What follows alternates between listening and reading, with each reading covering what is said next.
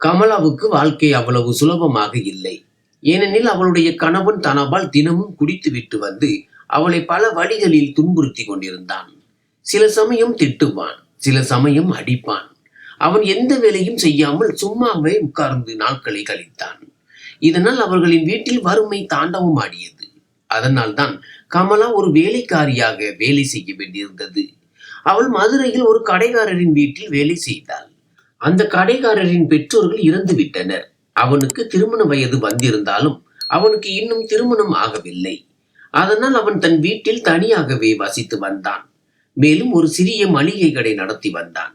இயற்கையிலேயே அவன் மிகவும் நல்ல மனம் கொண்டவன். அதனால் கமலாவுக்கு உண்டான சிறிய மற்றும் பெரிய விஷயங்களில் எல்லாம் உதவினான். கமலா அவன் வீட்டில் வேலை செய்ய வரும்போதெல்லாம் அவன் அவளிடம் டீ குடிக்கிறாயா என்று கேட்பான். அல்லது களைப்பாக இருந்தால் உட்கார சொல்வான். ஒரு வகையில் அவளை மிகவும் மதித்தான். ஆனால் ஒரு நாள் அவன் கமலாவுக்காக ஒரு அழகான புது சேலையை வாங்கி கொடுத்தான். பிறகு கமலா அந்த சேலையை அணிய வேண்டும் என்று மிகவும் வற்புறுத்தினான். கடைசியில் கமலா அந்த சேலையை அணிந்து அவன் முன் வந்தாள். அதன் பிறகு அவர்கள் இருவருக்கும் இடையில் ஏதோ நடந்தது. அதன் பின் கமலாவுடைய வாழ்க்கை முழுவதுமாக மாறிவிட்டது. அது ஒரு காலை பொழுதின் சம்பவம். அன்றைய தினம் கமலா விரைவாக சமையல் செய்து தன் கணவன் தனபாலுக்கு பரிமாறினாள். ஆனால் இவ்வளவு சுவையான உணவை சமைத்த போதிலும் தனபால் 2 கவளம்தான் சாப்பிட்டான். பிறகு உணவு தட்டை தூக்கி எறிந்தான். ஏனென்றால் மது போதையில் அவனுக்கு உணவு சிறிதும் நன்றாக தோன்றவில்லை. இப்போது பாவம், கமலா இதில் என்ன செய்ய முடியும்? இருப்பினும் அவள் தனபாலுக்கு அவனுடைய மருந்தை கொடுத்துவிட்டு தன் வேலைக்காக வீட்டை விட்டு கிளம்பிவிட்டாள். அப்போது ஆரம்பத்தில் கமலா மதுரையிலேயே வசிக்கும் ஜெயஸ்ரீ ஆண்டியின் வீட்டில் வேலை செய்து வந்தாள். கமலாவுடைய வீடு ஜெயஸ்ரீ ஆண்டியின் வீட்டில் இருந்து அதிக தூரத்தில் இல்லை. இருந்த போதிலும் நடந்து செல்ல 15 நிமிடங்கள் ஆகும். அதனால் அவள் வேகமாக நடந்து போய் கொண்டிருந்தாள். அப்போது அவளுக்கு முன்னால் ஒரு இளைஞன் நடந்து செல்வதை கண்டாள். அவன் நடந்தபடியே தன் சட்டை பையில் இருந்து மொபைலை எடுத்தான். அப்போதுதான் கமலாவுடைய கவனம் அவன் மீது சென்றது. மொபைலை எடுக்கும்போது அவனுடைய பையில் இருந்து சில நோட்டுகள் தரையில் விழுந்தன. ஆனால் அதை பற்றி அறியாமல் அவன் முன்னோக்கி சென்றான். உடனே கமலா விரைவாக அங்கே சென்று குனிந்து பார்த்தபோது 500 ரூபாய் நோட்டுகள் 4 ஒன்றாக சிக்கி கிடப்பதை கண்டாள். இதை பார்த்ததும் கமலாவுக்கு ஒரு குழப்பம் ஏற்பட்டது. அதை எடுத்து அவனிடம் கொடுக்கலாமா அல்லது வேண்டாமா என்று யோசித்தாள். கடைசியில் அவள் நினைத்தாள், நான் ஏன் இன்னொருவருடைய பணத்தை எடுக்க வேண்டும்? நான் ஏழையாக இருக்கலாம், ஆனால் இன்னொருவருடைய பணத்தை திருடும் அளவிற்கு நம்பிக்கை துரோகி இல்லை என்று நினைத்து அங்கேயே நின்று கொண்டாள். பிறகு அந்த இளைஞனை பார்த்து சத்தமாக அழைத்தாள், ஏய் தம்பி, உன்னுடைய பணம் கீழே விழுந்து விட்டது. ஆனால் அவன் கவனிக்கவில்லை. அவன் போனில் பேசுவதில் பிஸியாக இருந்தான். பிறகு கமலா இன்னும் சத்தமாக கூப்பிட்டாள், கேளுங்கள் மிஸ்டர், உங்களுடைய பணம் தரையில் விழுந்துள்ளது. இந்த முறை அவன் திரும்பி பார்த்தான்.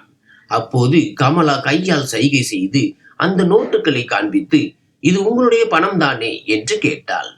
பணத்தை பார்த்ததும் அந்த இளைஞன் கமலாவிடம் வந்து, என்ன ஆச்சு மேடம் என்று கேட்டான். அதற்கு கமலா, நீங்கள் பையில் இருந்து மொபைலை எடுக்கும் போது இந்த பணம் கீழே விழுந்து விட்டது, அதை நீங்கள் கவனிக்கவில்லை என்று சொன்னாள். இதை கேட்டதும் அவன் தன் பைகளை தடவி பார்த்தான். பணம் இல்லை. பிறகு, ஆமாம், இது என்னுடைய பணம் தான் என்று சொன்னான். பிறகு கமலா அந்த நோட்டுகளை அவனிடம் கொடுத்தாள். ஆனால் அந்த இளைஞன் ஆச்சரியத்துடனும் ஆர்வத்துடனும் கமலாவை பார்த்தான்.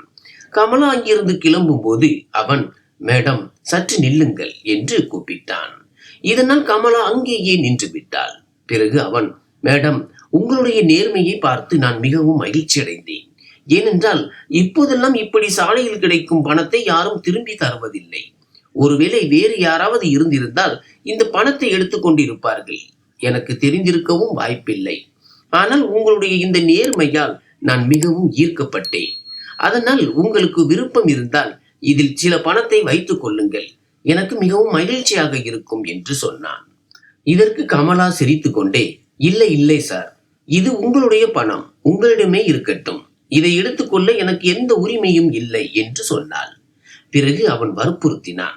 ஆனால் கமலா தெளிவாக சொன்னாள், சார், ஏதேனும் வேலை இருந்தால் நான் உழைக்க முடியும், அதற்கு பதிலாக ஊதியம் கொடுங்கள்.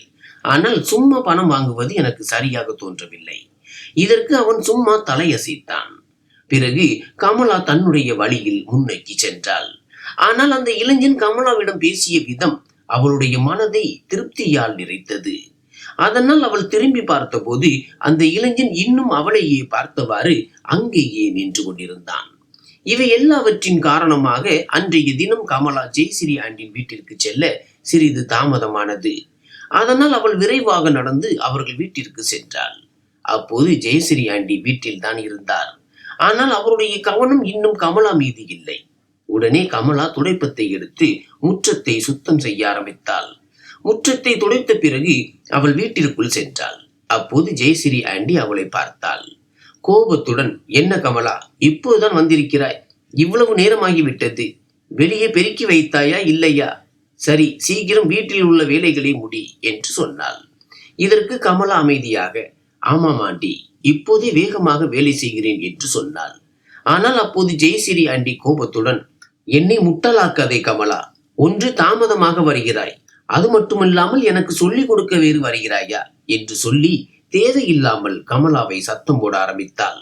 அப்போது கமலா நினைத்தாள், நான் என்ன செய்ய முடியும்? நான் இவர்களின் வீட்டு வேலைக்காரி. என்னை போன்ற ஏழை பெண்ணுக்கு வேலை கிடைப்பதே மிகவும் பெரிய விஷயம். இதை நினைத்து அவள் அமைதியாக அவருடைய கோபத்தை பொறுத்து கொண்டாள். மேலும் வேலையில் கவனம் செலுத்தினாள். சிறிது நேரம் கழித்து ஜெயஸ்ரீ ஆண்டியின் கணவர் பிரகாஷ் வெளியில் இருந்து வந்தார். அப்போது கமலா சமையல் அறையில் சமையல் செய்து கொண்டிருந்தாள். அப்போது திடீரென்று பிரகாஷ் சமையல் அறைக்குள் சென்று, கமலா, சாப்பிட ஏதாவது இருக்கிறதா என்று கேட்டார். சரி கேள், நீ சமைத்து கொண்டிருக்கிறாய் அல்லவா, அதனால் எனக்கு இப்போது சாப்பிட ஏதாவது வேண்டும். அதனால் நீ சூடாக உப்மா ஏதேனும் சீக்கிரம் செய்துவிடு என்று சொன்னார். இதற்கு கமலா, சரி சார், இப்போதே செய்கிறேன் என்று சொன்னாள். பிறகு அவள் உப்மா செய்ய ஆரம்பித்தாள். அப்போதும் பிரகாஷ் சமையல் அறையில் அவள் பக்கத்திலேயே நின்றார். இதனால் கமலாவுக்கு சற்று சங்கடமாக இருந்தது. ஆனால் அவர் வீட்டின் உரிமையாளர், அதனால் நீங்கள் வெளியே செல்லுங்கள் என்று எப்படி சொல்ல முடியும்? அதனால் அவள் அமைதியாக இருந்து தன் வேலையை தொடர்ந்தாள். ஆனால் பிரகாஷ் ஓரக்கண்ணால் அவளையே பார்த்து கொண்டிருந்தார். அவருடைய இருப்பு கமலாவுக்கு உறுத்தலாக இருந்தது. மேலும் அவள் வேண்டுமென்றே அங்கேயே நிற்கிறார் என்று அவள் நினைத்தாள். அப்போது திடீரென்று ஜெயஸ்ரீ ஆண்டி சமையல் அறைக்குள் வந்தார். அவர் கோபத்துடன் கமலாவை முறைத்தார். பிறகு பிரகாஷிடம், என்ன பிரகாஷ், உங்களுக்கு இங்கே என்ன வேண்டும் என்று கேட்டாள். அதற்கு பிரகாஷ், பசியாக இருந்தது, அதனால் சாப்பிட ஏதாவது இருக்கிறதா என்று கேட்க வந்தேன் என்று சொன்னார். இதற்கு ஜெயஸ்ரீ ஆண்டி கோபமாக, சரி நீங்கள் செல்லுங்கள், நான் தருகிறேன் என்று சொல்லி கோபத்தில் பிரகாஷை வெளியே அனுப்பி வைத்தாள். பிரகாஷ் சென்ற பிறகு ஜெயஸ்ரீ ஆண்டி கமலா பக்கம் திரும்பி கோபத்துடன், என்னடி உனக்கு அவ்வளவு தைரியமா வந்து விட்டது? இப்போது என் கணவர் மீது கண் வைக்கிறாயா என்று கேட்டாள். இதனால் கமலா பயந்து போய் நடுங்கிக் கொண்டே, இல்லை ஆண்டி, நான் எதுவும் செய்யவில்லை, ஏதேனும் தவறு செய்திருந்தால் மன்னித்துக் கொள்ளுங்கள் என்று சொன்னாள். அப்போது ஜெயஸ்ரீ ஆண்டி கத்தினார், தவறு செய்தாயா? நீ என்ன கேட்கிறாய்? நான் உன்னை நன்றாக அறிவேன். நீ என் கணவர் மீது கண் வைக்கிறாய். இதற்கு கமலா, இல்லை ஆண்டி, நான் ஒருபோதும் அப்படி செய்ய மாட்டேன் என்று சொன்னாள். பிறகு ஜெயஸ்ரீ ஆண்டி, கேட்டுக்கொள், என் வீட்டில் இந்த சில்லறை வேலைகள் நடக்காது. நீ உன் வேலையை மட்டும் பார் என்று சொன்னாள். இதற்கு கமலா தலையை சாய்த்து கொண்டு, ஆமாம் ஆண்டி, சரி என்று சொல்லி அமைதியாக தன் வேலையில் மூழ்கினாள். அப்போது ஜெயஸ்ரீ ஆண்டி தேவையில்லாமல் அவளை திட்டினார். ஆனால் கமலா என்ன செய்ய முடியும்? சொல்வார்கள் அல்லவா, பணக்காரர்களுக்கு இதயம் இல்லை, மனம் இல்லை என்று. ஏழை பெண்கள் யார் என்ன சொன்னாலும் அவர்கள் தலையை சாய்த்து கேட்டுக்கொள்ள வேண்டும். இப்போது நீங்களே சொல்லுங்கள், இதில் கமலாவுடைய தவறு என்ன? ஆனால் இப்போது இது மீண்டும் மீண்டும் நடக்க ஆரம்பித்தது. ஜெயஸ்ரீ ஆண்டியின் கணவர் பிரகாஷ் மீண்டும் மீண்டும் கமலாவிடம் பேச முயற்சி செய்தார். மேலும் நெருக்கத்தை அதிகரிக்க முயற்சி செய்தார். ஆனால் ஒவ்வொரு முறையும் கமலா அதை தவிர்த்து வந்தாள். அப்போது ஜெயஸ்ரீ ஆண்டியும் இதையெல்லாம் சில சமயங்களில் பார்க்க ஆரம்பித்து விட்டார். ஒரு நாள் கமலா மொட்டை மாடியில் துணிகளை உலர்த்த சென்றாள். அப்போது அங்கே பிரகாஷும் வந்தார். கமலா துணிகளை மாற்றிக் கொண்டிருந்தாள். அப்போது அவர் அருகில் வந்து, நீ இவ்வளவு வேலை செய்கிறாய், நான் உனக்கு சற்று உதவி செய்கிறேன் என்று சொன்னார். இதை சொல்லி அவர் கமலாவுடைய கையில் இருந்து ஈர துணிகளை வாங்க முயற்சித்தார். அப்போது கமலா திரும்ப திரும்ப மறுத்து கொண்டே இருந்தாள். ஆனால் அவர் அதை கேட்கவில்லை. அவர் வேண்டுமென்றே அவளிடம் நெருங்கி வந்தார். துணிகளை எடுக்கும் போது தன்னுடைய கையை அவளுடைய கைகளில் படச் செய்து விட்டார். அப்போது திடீரென்று ஜெயஸ்ரீ ஆண்டி மொட்டை மாடிக்கு வந்து விட்டார். பிறகு அவர் கமலா மற்றும் பிரகாஷை இந்த நிலையில் பார்த்து விட்டார். அப்போது கமலாவுடைய கைகள் துணிகளுக்காக முன்னோக்கி நீட்டப்பட்டிருந்தன. பிரகாஷ் அவளுடைய கைகளில் இருந்து துணிகளை வாங்கி கொண்டிருந்தார். அப்போது அவர்கள் இருவரும் மிகவும் நெருக்கமாக நின்று கொண்டிருந்தனர். இதை பார்த்ததும் ஜெயஸ்ரீ ஆண்டிக்கு ஏதோ தவறு நடக்கிறது என்று தோன்றியது. அதனால் அவள் கோபத்தில் கமலா மீது பாயத் தொடங்கினாள். அதே சமயம் பிரகாஷ் அமைதியாக கீழே இறங்கி சென்று விட்டார். கமலா மாடியிலேயே நின்றிருந்தாள். பிறகு ஜெயஸ்ரீ ஆண்டி கோபத்துடன் அவளை திட்டத் தொடங்கினாள். மேலும் தரக்குறைவாக பேசினாள். அவள், உன் எல்லையை தாண்டி போகாதே என்று நான் ஏற்கனவே உன்னிடம் சொல்லி இருந்தேன் என்று சொன்னாள். பிறகு ஜெயஸ்ரீ ஆண்டி கோபத்துடன், நீ நாளுக்கு நாள் எல்லையை மீறி செல்கிறாய். வேலை செய்ய வேண்டும் என்றால் ஒழுங்காக செய் என்று நான் ஏற்கனவே உன்னிடம் சொல்லியிருந்தேன் என்று சொன்னாள். இதற்கு கமலா விம்மிய குரலில், இல்லை ஆண்டி, நான் எந்த தவறும் செய்யவில்லை. உங்களுடைய கணவர் தான் என்னிடம் வந்து உதவுவதாக சொன்னார். ஆனால் நான் திரும்ப திரும்ப மறுத்து கொண்டே இருந்தேன். ஆனாலும் அவர் நான் சொன்னதை கேட்கவே இல்லை. அப்போது நீங்கள் வந்து விட்டீர்கள் என்று சொன்னாள். அப்போது ஜெயஸ்ரீ ஆண்டி கடுமையான குரலில், நீ எனக்கு எதுவும் சொல்லிக் கொடுக்காதே, சும்மா இரு என்று சொல்லி கமலாவை மிகவும் அவமானப்படுத்தினாள். அந்த நாள் கமலா எப்படியோ சமாளித்துக் கொண்டாள். ஆனால் அவளுடைய மனதில் கோபமும் அவமானமும் வேரூன்றி விட்டது. அதனால் ஜெயஸ்ரீ ஆண்டிக்கு அவளுடைய எல்லையை காண்பிக்க வேண்டும் என்று அவள் நினைத்தாள். ஆனால் அவளுடைய வறுமையும் கட்டாயமும் அவளை தடுத்து விட்டன. உண்மையில் வறுமை என்பது மிகவும் மோசமான விஷயம். அது அனைத்தையும் சகித்துக் கொள்ளும்படி ஒருவரை கட்டாயப்படுத்துகிறது. பிறகு கமலா சோகமான மனதுடன் தன் வீட்டிற்கு திரும்பினாள். ஆனால் அவளுடைய மனம் எதிலும் ஒட்டவில்லை. இதற்கிடையில் அவளுடைய கணவன் தனபால் கூட வீட்டில் இல்லை. அப்போது அவள் மதியம் ஜெயஸ்ரீ ஆண்டியின் வீட்டில் எல்லா வேலைகளையும் முடித்துவிட்டு வீட்டிற்கு வந்து விட்டாள். பிறகு அவள் சமையல் செய்தாள். ஆனால் அவளுடைய கணவன் தனபால் இன்னும் வீடு திரும்பவில்லை. அதனால் அவளுக்கு தனபாலை குறித்து கவலை வர ஆரம்பித்தது. பிறகு அவள் வெளியே சென்று அவனை தேடத் தொடங்கினாள். ஆனால் அவன் எங்கும் கிடைக்கவில்லை. அருகில் இருந்த ஒரு கடையில் ராமு தாத்தாவிடம் கமலா விசாரித்த போது அவர், மகளே, உன்னுடைய கணவன் சாராய கடை பக்கம் போயிருக்கிறான். என்னிடம் பணம் கேட்டான், ஆனால் நான் கொடுக்கவில்லை என்று சொன்னார். இதை கேட்டதும் கமலாவுடைய இதயம் திக் என்று நின்றது. உண்மையிலேயே சாராய கடைக்கு போய்விட்டாரா என்று மீண்டும் கேட்டாள். அதற்கு ராமு தாத்தா, ஆமா மகளே, அங்கேதான் போயிருக்கிறான் என்று சொன்னார். இதை கேட்ட கமலா வேகமான நடையுடன் சாராய கடையை நோக்கி ஓடினாள். தூரத்திலிருந்தே பார்த்தபோது தனபால் ஒரு பெஞ்சில் உட்கார்ந்து வெளியிலேயே சாராயம் குடித்துக் கொண்டிருந்தான். ஆனால் அத்தனை பேர் இருக்கும் சாராய கடைக்குள் செல்ல கமலாவுக்கு தைரியம் வரவில்லை. அதனால் அவள் வெளியிலேயே நின்று கொண்டிருந்தாள். ஆனால் எவ்வளவு நேரம் அவள் வெளியிலேயே காத்திருக்க முடியும்? கடைசியில் அவள் தைரியத்தை வரவழைத்துக் கொண்டு சாராய கடையின் கேட் வரை சென்றாள். அங்கே ஒரு காவலாளி நின்று கொண்டிருந்தார். அப்போது கமலா அவரிடம், என்னுடைய கணவர் தனபால் உள்ளே இருக்கிறார், அவரை நீங்கள் கூப்பிட முடியுமா என்று கேட்டாள். அப்போது அந்த காவலாளி கமலாவின் நிலையை பார்த்து தனபாலை கூப்பிடுவதற்காக உள்ளே சென்றார். சிறிது நேரம் கழித்து அவர் தனபாலை கூட்டிக் கொண்டு வந்தார். ஆனால் அதுவரையிலும் தனபால் அதிகமாக குடித்து விட்டதால் அவனால் நடக்கக்கூட முடியவில்லை. கடைசியில் கமலா அவனுடைய கையை பிடித்து மெதுவாக வீட்டிற்கு அழைத்து வந்தாள். ஆனால் வீட்டிற்கு வரும் வழியில் தனபால் முணுமுணுக்க தொடங்கினான். உனக்கு அறிவில்லையா? சாராய கடைக்கு நீ ஏன் வந்தாய் என்று கேட்டான். இதற்கு கமலா அமைதியாக, நீங்கள் வீட்டிற்கு வந்திருந்தால் நான் ஏன் வந்திருக்க வேண்டும்? உங்களுக்கு மருந்து எடுத்துக்கொள்ள வேண்டிய நேரம் ஆகிவிட்டது. சாப்பிட்டு விட்டு மருந்து எடுக்க வேண்டும். ஆனால் நீங்கள் இங்கே குடித்துக் கொண்டிருந்தீர்கள் என்று சொன்னாள். ஆனால் தனபால் அவ்வளவு போதையில் இருந்ததால் அவனுக்கு எதுவும் புரியவில்லை. உண்மையில் தனபாலுக்கு கமலா மீது சற்று கூட கவலை இல்லை. இருந்த போதிலும் கமலா அவனுக்காக எல்லாவற்றையும் செய்தாள். வீட்டை நடத்தினாள். அவனுடைய உடல் நலத்தில் கவனம் செலுத்தினாள். ஆனால் அவன் கமலா அவனுக்கு சம்பந்தமில்லாதவள் போல நடந்தான். இருந்தாலும் கமலா என்ன செய்ய முடியும்? அவளுக்கு வேறு வழி இல்லை. பிறகு வீட்டிற்கு வந்ததும் அவள் தனபாலுக்கு சாப்பாடு பரிமாறினாள். மேலும் மருந்தை கொடுத்தாள். ஆனால் அன்றைய தினம் கமலாவுக்கு சாப்பிட மனம் வரவில்லை. ஏனென்றால் காலையில் ஜெயஸ்ரீ ஆண்டி அவளை தேவையில்லாமல் திட்டிவிட்டாள். அதில் அவளுடைய தவறு சிறிதும் இல்லை. அதனால் இனிமேல் ஜெயஸ்ரீ ஆண்டின் வீட்டிற்கு வேலைக்கு செல்ல கமலாவுக்கு சிறிதும் விருப்பமில்லை. கடைசியில் கமலா ஒரு முடிவு எடுத்தாள். இனிமேல் ஜெயஸ்ரீ ஆண்டின் வீட்டில் வேலை செய்யக்கூடாது. என்ன நடந்தாலும் சரி என்று. பிறகு அடுத்த நாள் அவள் ஜெயஸ்ரீ ஆண்டின் வீட்டிற்கு சென்று, ஆண்டி, நான் வேலை செய்வதற்கு உண்டான பணத்தை கொடுங்கள். என் கணவனுடைய உடல்நிலை சரியில்லை, அதனால் நான் நாளையிலிருந்து வேலைக்கு வர முடியாது என்று சொன்னாள். அப்போது ஜெயஸ்ரீ ஆண்டி பணம் கொடுக்க மிகவும் தயங்கினாள். ஆனால் கமலா தீர்மானித்திருந்தாள். அதனால் அவள் தெளிவாக சொன்னாள், நான் வேலை செய்த பணத்தை கொடுத்து விடுங்கள், அது எனக்கு மிகவும் தேவை. கடைசியில் ஜெயஸ்ரீ ஆண்டி வேறு வழி இல்லாமல் அவளுடைய பணத்தை கொடுத்தாள். பிறகு கமலா பெருமையுடன் அந்த வீட்டு வேலையை விட்டுவிட்டு தன் வீட்டிற்கு திரும்பினாள்.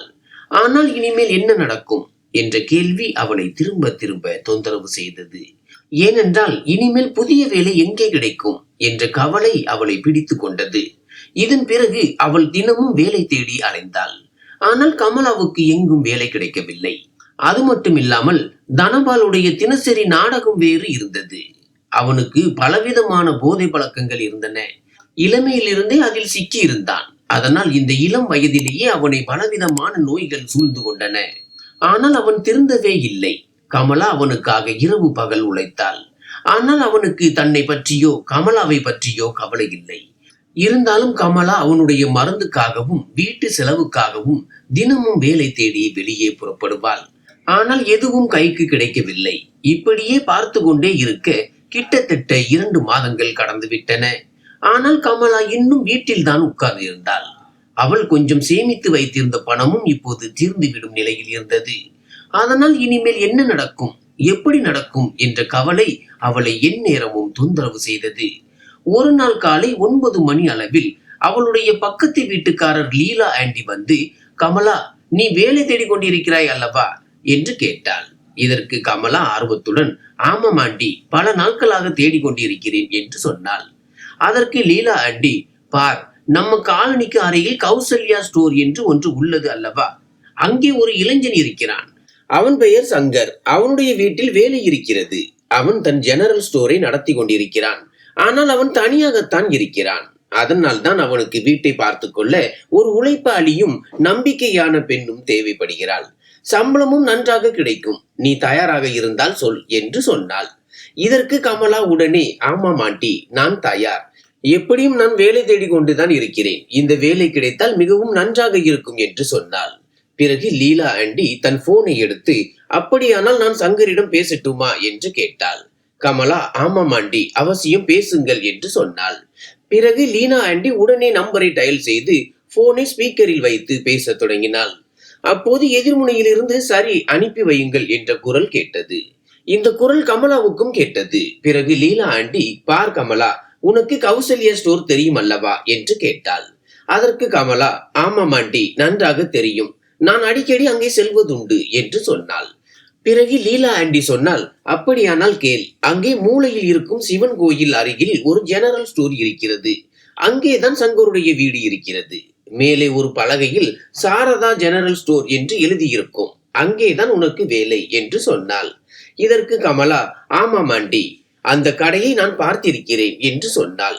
பிறகு லீலா ஆண்டி, அப்படியானால் போய் பேசு, உனக்கு சரியாக தெரிந்தால் வேலையை ஆரம்பி என்று சொன்னாள். இதற்கு கமலா, ஆண்டி, உங்களுக்கு மிகவும் நன்றி, நீங்கள் எனக்கு பெரிய உதவி செய்திருக்கிறீர்கள் என்று சொன்னாள். இதற்கு பிறகு அவள் உடனே வீட்டிற்கு சென்று தன் கணவன் தனபாலிடம், நீங்கள் எங்கும் போகாதீர்கள், எப்படியும் உங்களுடைய உடல்நிலை சரியில்லை, எங்காவது சென்றால் பார்த்து கொள்ளுங்கள் என்று சொன்னாள். இதற்கு தனபால் கோபத்துடன், நீ போவதற்கு முன்பே என் மண்டையை ஏன் குடைகிறாய் என்று சொன்னார். இதற்கு கமலா கோபத்துடன், நான் உங்களுக்காக எவ்வளவு செய்கிறேன், வீட்டை நடத்துகிறேன், உங்களுடைய மருந்துகளில் கவனம் செலுத்துகிறேன், உங்களுடைய மருந்துகள் எவ்வளவு விலை உயர்ந்தவை என்று உங்களுக்கு தெரியுமா? ஆனால் நீங்கள் என்னிடம் திரும்பி கோபமாக பேசுகிறீர்கள் என்று சொன்னாள். இதற்கு தனபால் எரிச்சலுடன், எனக்கு அறிவுரை சொல்லாதே, போ, ஏதாவது வேலை பார் என்று சொன்னார். அப்போது கமலாவுக்கு நன்றாக தெரியும், தனபாலை எவ்வளவு புரிய வைத்தாலும் அவர் திருந்த மாட்டார். ஏனென்றால் அவள் சொல்வதை கேட்டிருந்தால் இன்று இந்த நிலைமை வந்திருக்காது. ஆனால் இப்போது நேரத்தை வீணடிக்க முடியாது. அதனால் அவள் உடனே கௌசல்யா ஸ்டோர் நோக்கி புறப்பட்டாள். அது கமலாவுடைய வீட்டிலிருந்து அதிக தூரத்தில் இல்லை. சில நிமிடங்களில் அவள் சிவன் கோயில் அருகில் உள்ள அந்த ஜெனரல் ஸ்டோருக்கு சென்றாள். பிறகு அவள் கடையின் பெயரை படித்தாள், சாரதா ஜெனரல் ஸ்டோர். பிறகு கமலா நினைத்தாள், அடடா, இது ஜெனரல் ஸ்டோர், நான் இதை மளிகை கடை என்று நினைத்துக் கொண்டிருந்தேன் என்று. ஏனென்றால் இதற்கு முன்பு அவள் இதை தூரத்தில் இருந்து மட்டுமே பார்த்திருந்தாள். ஆனால் இப்போது அவள் கடை அருகில் வந்தாள். அங்கே ஒரு நபர் நின்றிருந்தார். அவர், சொல்லுங்கள் மேடம், உங்களுக்கு என்ன வேண்டும் என்று கேட்டார். அப்போது கமலா அவரை பார்த்தாள். பிறகு அவரையே பார்த்து கொண்டே இருந்தாள். அப்போது அவளுடைய மனதில் ஒரு எண்ணம் வந்தது. அடடா, இவரை நான் எங்கோ பார்த்திருக்கிறேனே என்று. ஆனால் எங்கே என்று அவளுக்கு நினைவு வரவில்லை. பிறகு அவள் யோசிக்க ஆரம்பித்தாள். அப்போது அந்த நபர் மீண்டும், சொல்லுங்கள் என்ன வேண்டும் என்று கேட்டார். அதற்கு கமலா, சார், நான் கடையில் எதுவும் வாங்க வரவில்லை. என்னுடைய பக்கத்து வீட்டு லீலா ஆண்டி தான் உங்களுக்கு வீட்டு வேலைக்கு ஒரு பெண் தேவை என்று சொன்னார்கள் என்று சொன்னாள். இதற்கு சங்கர் சிரித்து கொண்டே, அடடா, நான் உங்களைத்தான் எதிர்பார்த்து கொண்டிருந்தேன். நீங்கள் தான் அவரா? இது என்ன ஒரு ஆச்சரியமான தற்செயல் நிகழ்வு என்று சொன்னார். பிறகு அவர் மெதுவாக சிரித்து, நீங்கள் என்னை தெரிந்து கொண்டீர்களா என்று கேட்டார். அதற்கு கமலா, ஆமாம், நானும் உங்களை எங்கோ பார்த்தது போல் உணர்கிறேன், ஆனால் நினைவுக்கு வரவில்லை என்று சொன்னாள். பிறகு அவள், சார், உங்களுக்கு என்னை தெரியுமா என்று கேட்டாள். அதற்கு சங்கர், அடடா, எனக்கு உங்களை நன்றாக தெரியும், உங்களை எப்படி மறக்க முடியும் என்று சொன்னார். இதை கேட்ட கமலா யோசனையில் ஆழ்ந்தாள். அடடா, இவர் என்ன பேசுகிறார்? நான் இவருக்கு என்ன கெடுதல் செய்தேன் என்று. பிறகு அவளுக்கு சிறிது கவலை வர ஆரம்பித்தது. அப்போது சங்கர் மேலும், நினைவிருக்கிறதா, கிட்டத்தட்ட 2 மாதங்களுக்கு முன்பு நடந்த சம்பவம். என்னுடைய பணம் வழியில் விழுந்து விட்டது, அதை நீங்கள் என்னிடம் திரும்பி தந்தீர்கள் என்று சொன்னார். இதற்கு கமலா உடனே, ஓ ஆமாம், இப்போதுதான் நினைவுக்கு வந்தது. உங்களுடைய முகம் எனக்கு பரிச்சயமானது போல தோன்றியது என்று சொன்னாள். பிறகு சங்கர், உங்களுடைய பெயர் என்ன என்று கேட்டார். அதற்கு கமலா, என்னுடைய பெயர் கமலா சார் என்று சொன்னாள். பிறகு சங்கர், சரி, இங்கே வாருங்கள், மெயின் கேட் இங்கேதான் இருக்கிறது, கேட்டை திறந்து உள்ளே வாருங்கள் என்று சொன்னார். பிறகு கமலா கேட்டை திறந்து உள்ளே சென்றாள். அங்கே சங்கரும் கடையின் கேட்டை விட்டு வெளியே வந்து முற்றத்திற்குள் வந்தார். பிறகு அவர், உங்களுக்கு வீட்டு வேலைகள் அனைத்தும் தெரியும் அல்லவா?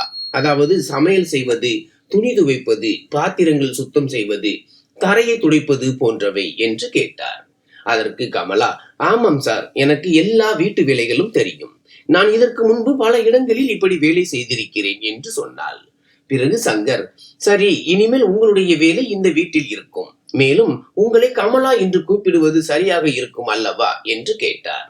இதற்கு கமலா சிரித்து கொண்டே, ஆமாம் சார், நிச்சயமாக. அது என்னுடைய பெயர் தானே, நீங்கள் என் பெயரை கூப்பிட்டு அழைக்கலாம் என்று சொன்னாள். பிறகு சங்கருக்கு பின்னால் கமலா வீட்டின் மெயின் கதவின் வழியாக உள்ளே சென்றாள். உள்ளே சென்றதும் சங்கருடைய வீடு மிகவும் பெரியதாக இருப்பதை கண்டாள். 2 மாடிகள் போல இருந்தது. ஏனென்றால் உள்ளேயே படிகள் தெரிந்தது. அப்போது அவள் அங்கும் இங்கும் பார்த்தாள். ஆனால் வேறு யாரும் கண்ணுக்கு தெரியவில்லை. அப்போது சங்கர் முன்னால் நடந்து கொண்டிருந்தார். கமலா அவருக்கு பின்னால் சென்றாள். இவ்வளவு பெரிய வீட்டை கண்டதும் கமலா வியப்படைந்தாள். அப்போது சங்கர் அவளை சமையலறைக்கு அழைத்து சென்று, பார் கமலா, இதுதான் சமையலறை என்று சொன்னார். அந்த சமையலறை உண்மையில் மிகவும் நன்றாக இருந்தது. ஆனால் முற்றிலும் ஒழுங்கற்று கிடந்தது. சுற்றி அதிக பாத்திரங்கள் இல்லை. சில தட்டுகள் தரையில் கிடந்தன. அப்போது கமலாவுக்கு இங்கே சமையலே நடப்பதில்லையா என்று தோன்றியது. ஆனால் அவள் எதுவும் கேட்கவில்லை. பிறகு அங்கிருந்து மேலும் நடந்து கொண்டே சங்கர், இங்கேதான் குளியலறை இருக்கிறது, வா, மேலே போய் காண்பிக்கிறேன் என்று சொன்னார். பிறகு அவர் கமலாவை மேல்தளத்திற்கு அழைத்து சென்றார். அங்கே ஒரு ஹால் மற்றும் சில அறைகள் இருந்தன. ஆனால் அந்த இடம் வெறுமையாக இருந்தது. அதிக சாமான்கள் இல்லை. பிறகு சங்கர், பார், இது 2 மாடிகள் கொண்ட வீடுதான். அவ்வளவு பெரியதெல்லாம் இல்லை. இதை நீ பளிச்சென்று வைத்திருக்க வேண்டும். சமையலறையை நீ பார்த்து விட்டாய். காலை மற்றும் மாலை வேளைகளில் எனக்காக மட்டும் சமையல் செய்ய வேண்டும். மேலும் என்னுடைய துணிகளை சமாளிக்க வேண்டும். இவ்வளவுதான் வேலை. ஒரே ஒரு ஆளுக்கு மட்டும்தான் சமைக்க வேண்டும் என்று சொன்னார். இதை கேட்ட கமலாவுக்கு சற்று வித்தியாசமாக இருந்தது. அதனால் அவள், சார், ஒரே ஒருவருக்காக மட்டுமா? உங்களுடைய குடும்பம் கிராமத்திற்கு சென்று விட்டதா என்று கேட்டாள்.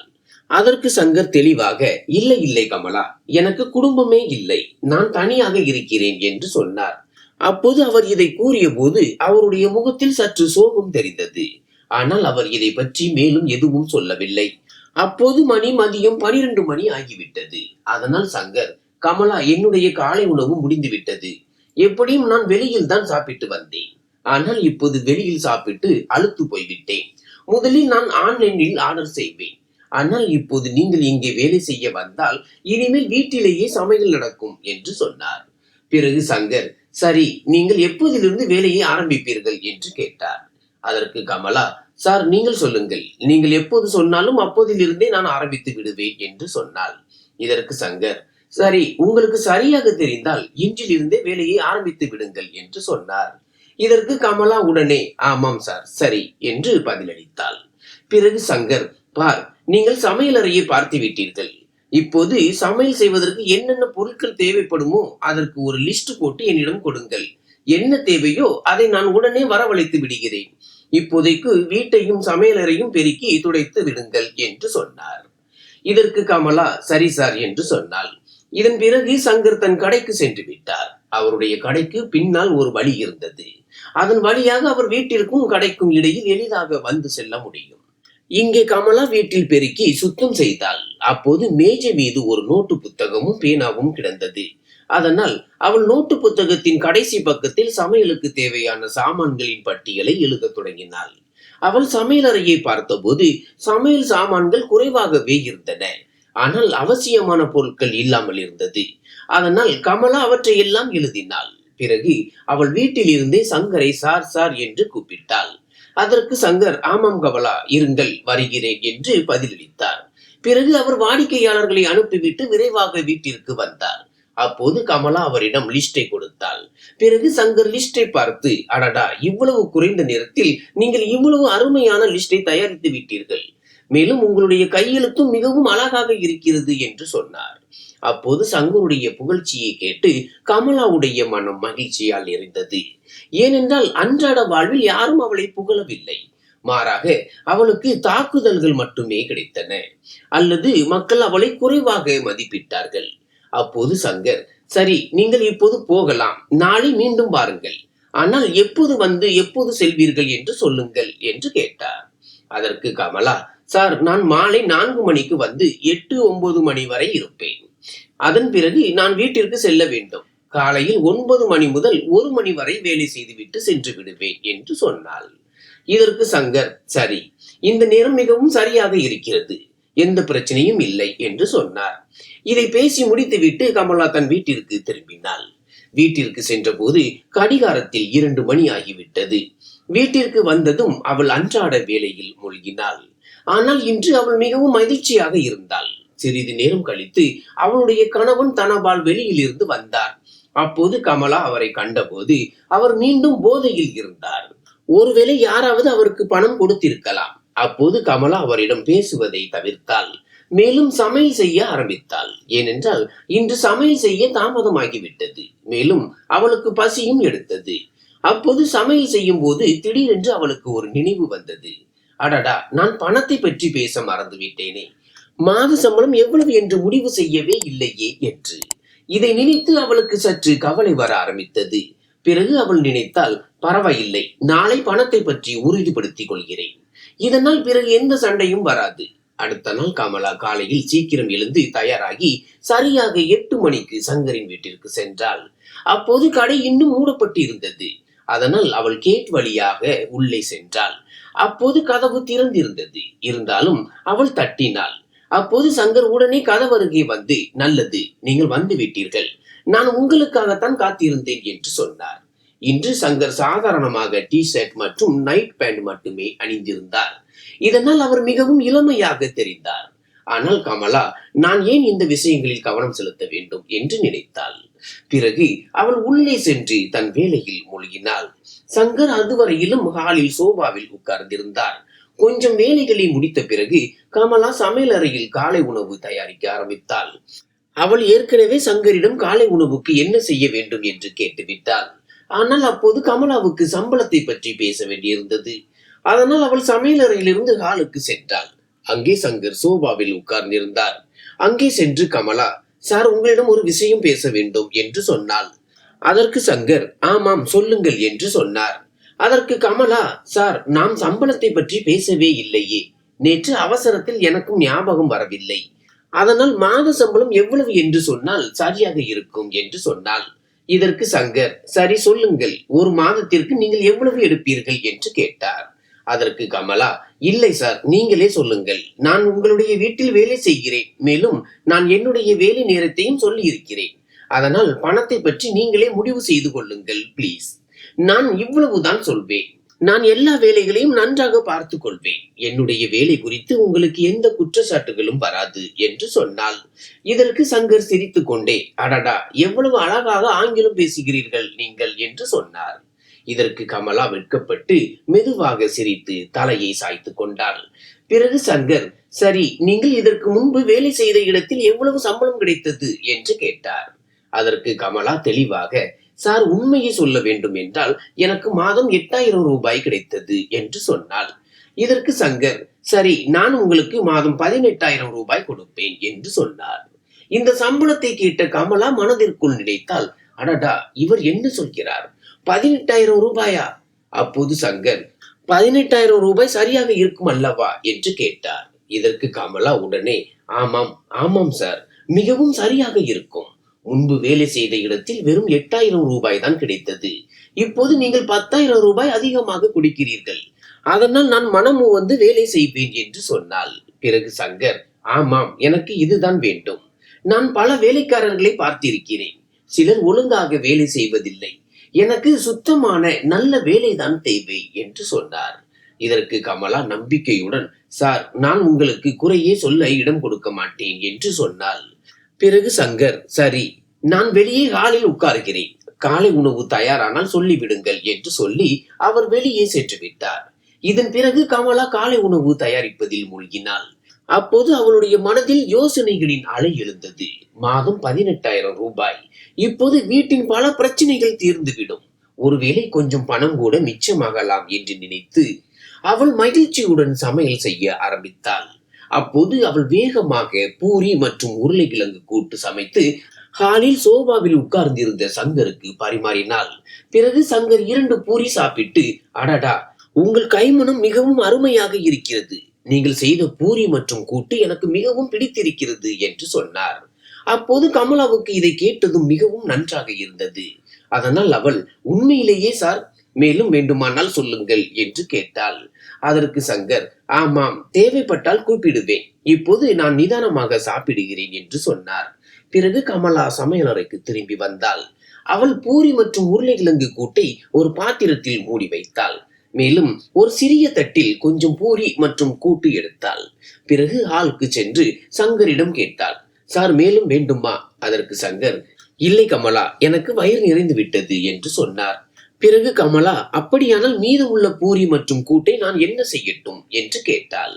அதற்கு சங்கர், அடடா, உங்களுக்கும் பசியாக இருக்கும் அல்லவா, அதனால் நீங்களும் சாப்பிடுங்கள். மேலும் ஒரு விஷயம் கமலா, நீங்கள் இங்கே வேலை செய்ய மட்டும்தான் வந்திருக்கிறீர்கள் என்று நினைக்க வேண்டாம். மாறாக இந்த வீட்டை உங்களுடைய வீடு போலவே நினைத்து நிம்மதியாக வேலை செய்யுங்கள். கவலையின்றி இருங்கள். பசி எடுத்தால் எதையாவது சமைத்து சாப்பிடுங்கள் என்று சொன்னார். இதற்கு கமலா மனதிற்குள், அடடா, இவர் என்ன சொல்கிறார் என்று யோசிக்க ஆரம்பித்தாள். ஆனால் பிறகு அவள் நினைத்தாள், ஒருவேளை இவருக்கு ஒரு நல்ல வேலைக்காரி கிடைத்த மகிழ்ச்சியாக இருக்கலாம். எப்படி இருந்தாலும் சங்கருடைய சுபாவம் கமலாவுக்கு மிகவும் பிடித்திருந்தது. அதனால்தான் அவளுடைய முதல் நாள் வேலை மிகவும் நன்றாக கடந்தது. கமலா இப்போது சங்கருடைய வீட்டில் முழு மனதுடன் வேலை செய்ய ஆரம்பித்தாள்.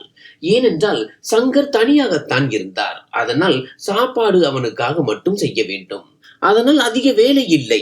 மேலும் சங்கரும் சாப்பாட்டில் சாதாரணமானவராகத்தான் இருந்தார். கமலா என்ன செய்தாலும் அவர் மிகவும் விருப்பத்துடன் சாப்பிடுவார். பார்த்து கொண்டிருக்கும் போதே 1 மாதம் கடந்து விட்டது. மேலும் சங்கர் உண்மையிலேயே 18,000 ரூபாய் சம்பளத்தை அவளுக்கு கொடுத்து விட்டார். இவ்வளவு பணம் ஒரே நேரத்தில் கையில் கிடைத்ததால் கமலாவுடைய மகிழ்ச்சிக்கு எல்லையே இல்லை. ஒரு நாள் காலையில் அவள் வழக்கம் போல சங்கருடைய வீட்டிற்கு சென்றாள்.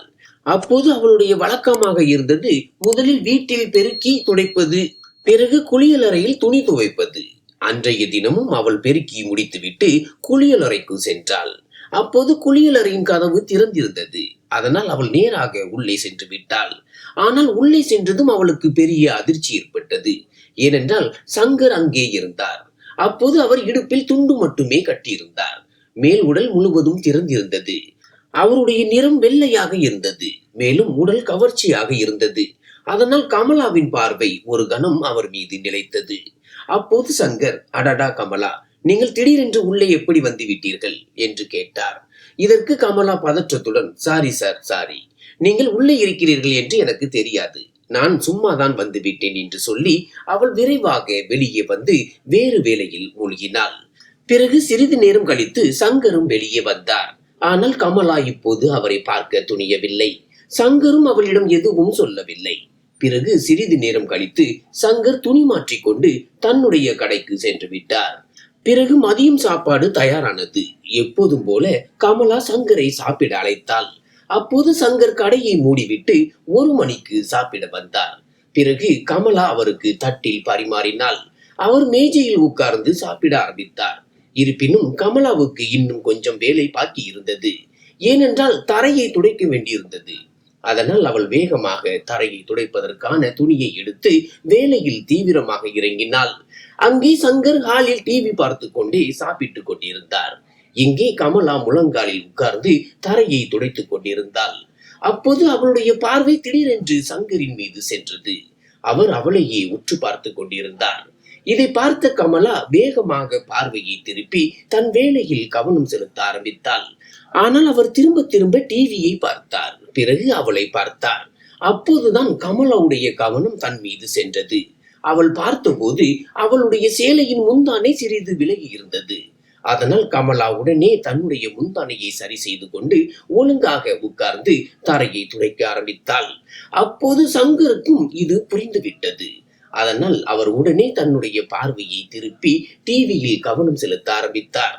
அப்போது அவருடைய இந்த மாதிரியான பார்வை கமலாவுக்கு சற்று வித்தியாசமாக தோன்றியது. ஆனால் அவள் இதை புறக்கணித்து விட்டு தன் வேலையை தொடர்ந்தாள். ஏனென்றால் கமலாவுக்கு சங்கரை பற்றி சில விஷயங்கள் தெரிந்திருந்தன. அவருக்கு திருமணம் ஆகவில்லை. அவருடைய பெற்றோர்களும் சில வருடங்களுக்கு முன்பு இறந்து விட்டார்கள். அதனால் அவர் தனியாகத்தான் இருந்தார். அதனால் தான் அவருக்கு ஒரு நல்ல பெண் கிடைக்கவில்லை. அவர் பல சம்பந்தங்களை பார்த்திருந்தார். ஆனால் யாரும் தனியாக இருக்கும் பையனுக்கு தன் மகளை கொடுக்க தயாராக இல்லை. இந்த காரணத்தினால் அவருடைய திருமணம் தாமதமாகிவிட்டது. இப்போது வயதும் கூடிக்கொண்டே போனது. அதனால் நல்ல பெண் கிடைக்கும் நம்பிக்கை குறைவாக இருந்தது. அவருக்கு திருமணம் செய்து கொள்ள விருப்பம் இருந்தது. ஆனால் கடையின் வேலையின் அவசரம் காரணமாக அவர் இதை பற்றி அதிகமாக யோசிக்க முடியவில்லை. ஒரு நாள் மாலை கமலா தன் வீட்டில் சமையல் செய்து கொண்டிருந்தாள். அப்போது இரவு 10 மணி ஆகிவிட்டது. சமையல் செய்து கொண்டிருக்கும் போது திடீரென்று அவளுடைய கணவன் தனபால் வெளியில் இருந்து வந்தார். அப்போது அவர் மீண்டும் போதையில் இருந்தார். அதனால் அவர் சத்தமாக கத்தினார், கமலா, எனக்கு 500 ரூபாய் கொடு என்று. அதற்கு கமலா, பணம் எதற்கு வேண்டும்? உங்களுடைய உடல்நிலை ஏற்கனவே இவ்வளவு மோசமாக இருக்கிறது. அதனால் அமைதியாக வீட்டிற்குள் உட்கார்ந்து சாப்பிடுங்கள். நான் இவ்வளவு கஷ்டப்பட்டு சமையல் செய்கிறேன். ஆனால் நீங்கள் சில சமயம் அதை முழுவதுமாக கெடுத்து விடுகிறீர்கள் என்று சொன்னாள். இதற்கு தனபால் கோபத்துடன் கத்தினார், எனக்கு தேவையில்லாத அறிவுரை சொல்லாதே. பணம் கொடுப்பாயா இல்லையா என்று சொல்லி அவர் அருகில் கிடந்த ஒரு பாத்திரத்தை எடுத்து கமலாவை அடிக்கும் நோக்கத்தில் வீசினார். அப்போது கமலா சுறுசுறுப்புடன் விலகிவிட்டாள். ஆனால் அவர் உண்மையிலேயே அந்த பாத்திரத்தை பலமாக வீசியிருந்தார். அது கமலாவின் அருகில் பட்டு கீழே விழுந்தது. அப்போது கமலாவுக்கு அவனுடன் சண்டை போடுவதில் பயன் இல்லை என்று தோன்றியது. அதனால் அவள் தனபாலுக்கு 500 ரூபாய் கொடுத்து அவரை சமாதானப்படுத்தினாள். ஆனால் மனதிற்குள் அவளுக்கு மிகவும் மோசமாக இருந்தது. தனபால் அவ்வப்போது அவளை அடிப்பதுண்டு. ஆனால் இப்போது அவனுடைய நடத்தை நாளுக்கு நாள் மோசமாகி கொண்டே வந்தது. இவ்வளவு நடந்த பிறகும் கமலா அவருக்கு பணம் கொடுத்து விட்டாள். இருப்பினும் அவளுக்கு மிகவும் கோபம் வந்தது. ஆனால் அவள் அமைதியாக இருந்தாள். ஏனென்றால் அவர் அவளுடைய கணவர். மேலும் ஒரு பெண் எல்லாவற்றையும் சகித்துக் கொள்ள வேண்டியதுதான் இல்லையா? மேலும் கணவன் என்றால் தெய்வம் மாதிரி இல்லையா? பிறகு அடுத்த நாள் கமலா வழக்கம் போல சங்கருடைய வீட்டிற்கு வேலைக்கு சென்றாள். காலையில் அவள் சமையலறையில் காலை உணவு தயாரித்துக் கொண்டிருந்தாள். ஆனால் நேற்று இரவு தனபால் செய்த காரியம் அவளுடைய மனதில் இருந்து நீங்கவே இல்லை. அதனால் தான் அவளுடைய மனதில் குழப்பம் நிலவியது. இந்த குழப்பத்தில் அவளுடைய கண்களில் கண்ணீர் வர ஆரம்பித்தது. அப்போது திடீரென்று சங்கர் சமையலறைக்குள் வந்து, கமலா, காலை உணவு தயாராகி விட்டதா? என்ன செய்து கொண்டிருக்கிறீர்கள் என்று கேட்டார். அதற்கு கமலா, இட்லி செய்து கொண்டிருக்கிறேன் சார், தயாரானால் சொல்லிவிடுகிறேன் என்று சொன்னாள்.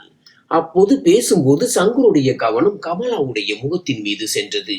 அப்போது அவளுடைய முகம் சோகமாக இருந்தது. மேலும் கண்களில் கண்ணீர் மின்னியது. அதனால் அவர் கமலா அருகில் வந்து, கமலா, என்ன ஆச்சு? ஏன் அழுது கொண்டிருக்கிறீர்கள் என்று கேட்டார். அதற்கு கமலா வேகமாக, ஒன்றுமில்லை சார், சும்மா தான் என்று சொன்னாள். ஆனால் சங்கர் விடவில்லை. அவர் வற்புறுத்தினார். அட, என்ன விஷயம் என்று சொல்லுங்கள் என்று கேட்டுக்கொண்டே அவர் மேலும் அருகில் வந்து நின்றார். அதற்கு கமலா மீண்டும், சார், ஒன்றுமில்லை, வீட்டின் சண்டைகள் தான் என்று சொன்னாள். இதற்கு சங்கர், என்ன ஆச்சு, யாராவது ஏதாவது சொன்னார்களா என்று கேட்டார். அதற்கு கமலா விம்மிய குரலில், சார், என்ன சொல்வது, என்னுடைய துயரம் எனக்குத்தான் தெரியும், இதெல்லாம் விடுங்கள் என்று சொன்னாள். அதற்கு சங்கர், கமலா, நீங்கள் என்னிடம் சொல்லலாம், குறைந்தபட்சம் சொல்வதனால் உங்களுடைய மனம் லேசாகும் என்று சொன்னார்.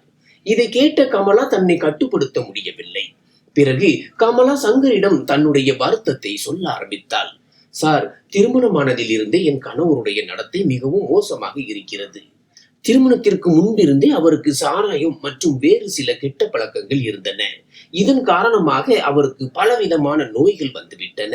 அவற்றை பற்றி எனக்கு முழுமையாக தெரியவில்லை. இருந்த போதிலும் நான் என் சம்பாத்தியத்தில் அவருக்கு சிகிச்சை அளிக்கிறேன். நான் அவரிடம் திரும்ப திரும்ப சாராயம், கஞ்சா மற்றும் சூதாட்டத்தை விட்டு விடுமாறு சொல்கிறேன். ஆனால் அவர் கேட்பதே இல்லை. அதனால் நாளுக்கு நாள் அவருடைய உடல்நிலை மோசமாகி கொண்டே போகிறது. நேற்று இரவு அது எல்லையை தாண்டிவிட்டது. அவர் என் மீது பாத்திரத்தை எடுத்து வீசினார். அதை பற்றி நினைத்துதான் இன்று எனக்கு மிகவும் வருத்தமாக இருக்கிறது என்று சொன்னாள். அப்போது சங்கர் அமைதியாக அவளுடைய பேச்சை கேட்டுக்கொண்டிருந்தார். பிறகு அவர், கமலா, அதிகமாக கவலைப்படாதீர்கள். சிலர் அப்படித்தான் இருப்பார்கள்.